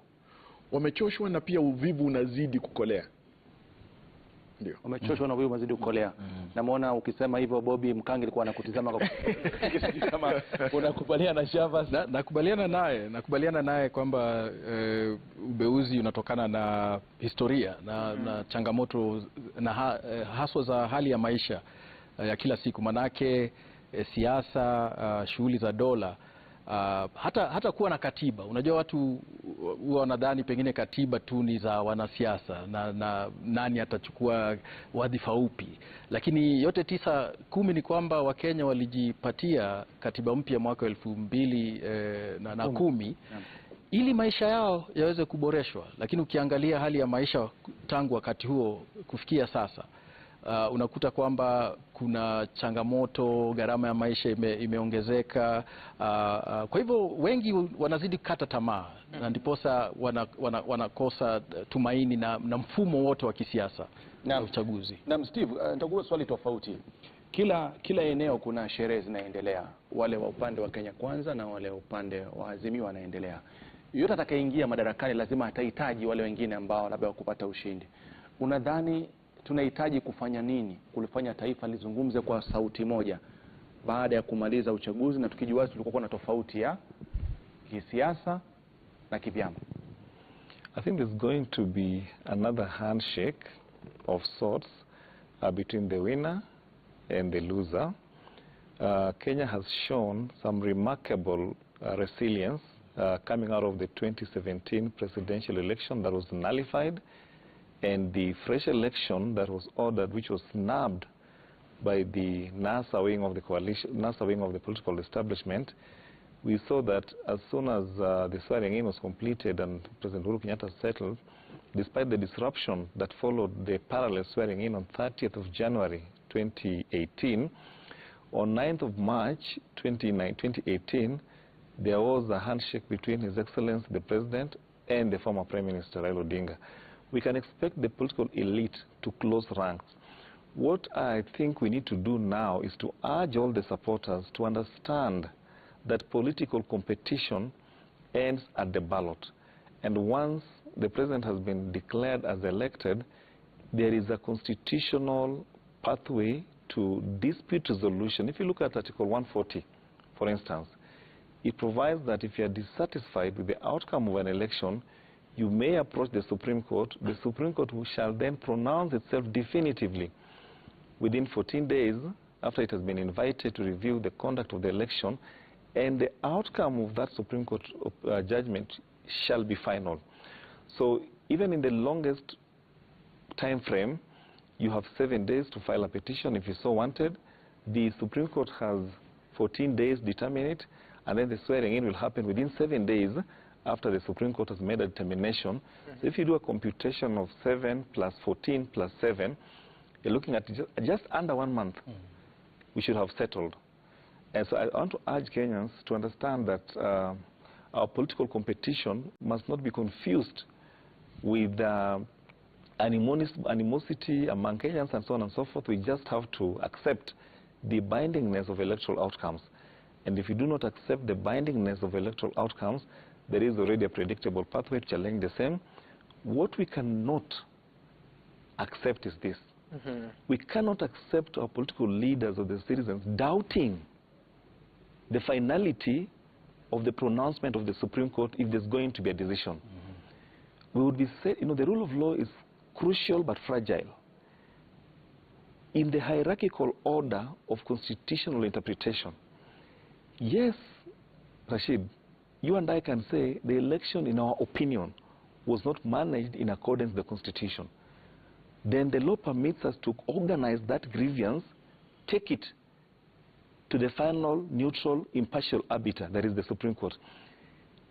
In terms of the interpretation of the Constitution, if the Supreme Court makes a determination, as they will definitely if invited, we are not allowed in law to question that judgment. We may debate it, you know, criticize it, but we cannot question the bindingness or a determination by the Supreme Court. Kenyans need to know this, but otherwise at this stage, in terms of thinking sequentially, let the results be announced, let us capture the reaction of the political leaders, let us capture the reaction of the citizenry. At least for the citizenry and the political leaders, we've said, accept the declaration as announced today by Mr. Chebukati. If you have a doubt, we proceed to court, but let us accept the bindingness of Supreme Court opinion if we'll ever get there. All right, of course, these are the possibilities that are guided by the supreme law in the country, that is the Constitution of Kenya, and we'll wait to see, because the efforts towards the Supreme Court do not begin up until Wafula Chebukati speaks. I would have used another phrase, but I don't want to. You all know it. So we still continue to wait. It's now 22 minutes to 4 p.m. Rashid. 3 p.m. becomes 4 p.m. I don't know. But then again, Wafula Chebukati promised the country he would do it during the day. Lakini nafikiri kweli alisema saa 9, lakini kitu ambacho labda pengine kitakuwa kinachangiwa na kile ambacho Steve na Bob amesema, nafikiri pia ingependeza zaidi kama angetangaza matokeo wakati wote wapo, kwa sababu ule mshikamano umekuwa mkiuzungumza na safari ya umoja na ujenzi wa taifa. Itaanzia vizuri kama tutakuwa wawaniaji wote wa rais wapo, matokeo yatolewe, atakayeridhika wameridhika, na ambaye atakuwa hajaridhika kama alivyosema Steve, kwa utaratibu tuangalie katiba inasemaje, kifungu cha 140 na aende moja kwa moja kuweza kukifanyia kazi. Itakuwa jambo la busara zaidi tukiwa pamoja, manake ni matokeo ambayo yanahitaji umoja wetu ili kufanikisha ndoto ya taifa letu. Jabaz. Well, kweli kabisa, lakini unajua kwamba mtu akiingia katika siasa huwa na nia moja ya kupata ushindi, haswa katika kinyang'anyiro cha urais. Na hapa tunaona kwamba pale mtu anaweza kuwa anahisi pengine hata kuwa mshindi, huenda akaanza kulimbikiza lawama kwenye tume ya uchaguzi na mipaka IBC, ama kutoa tuhuma na lawama kwa wale wengine ambao walikuwa pengine watu ambao ni wadadisi katika mrengo huo, ama katika kipindi hicho, ama katika chama hicho. Lakini unajua kwamba lawama sio dawa ya kosa. Ningekuwa vizuri kwamba kabla hata baada ya tangazo rasmi la nani ambaye ameibuka mshindi katika kinyang'anyiro hiki, watu waweze kutambua kwamba ni msingi wa demokrasia tunazidi kujenga. Because after all, the placards are now down, the music no longer sings, poems are no longer recited about praises. The campaign period is over. And with this day here happening this moment, in this election cycle, the entire issue of elections in Kenya has turned the full circle. But the most important thing is that the leaders and the led should now rise to the greater calling of nationhood. It is worrying that, for instance, yesterday on social media, we heard and we saw and we read certain political leaders using some kind of language, making some kind of calls that are not necessary. With the benefit of learning from the history that is ours, I would say that censure me in your wisdom, but let us rise to the yearnings of nationhood, brotherhood, and singleness of purpose, that democracy and its tenets should not make us look at things differently or set us apart, but we should come together to build a strong fabric of the country. And Javas, you appear to be the one who ushers into the music. Let's get back to the performance.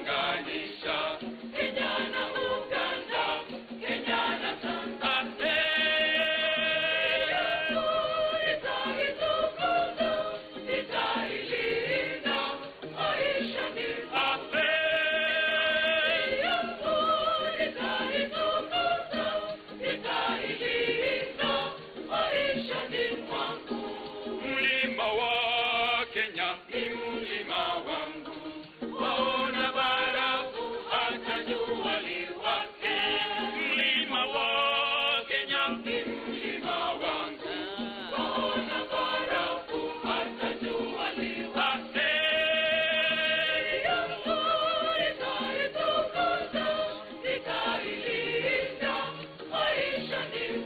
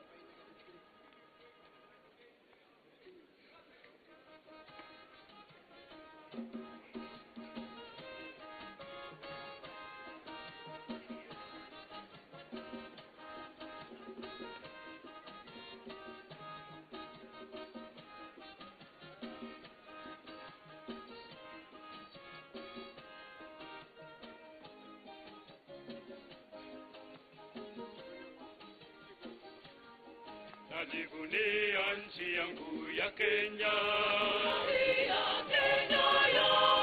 Kenya kipenzi ni nchi ya ajabu.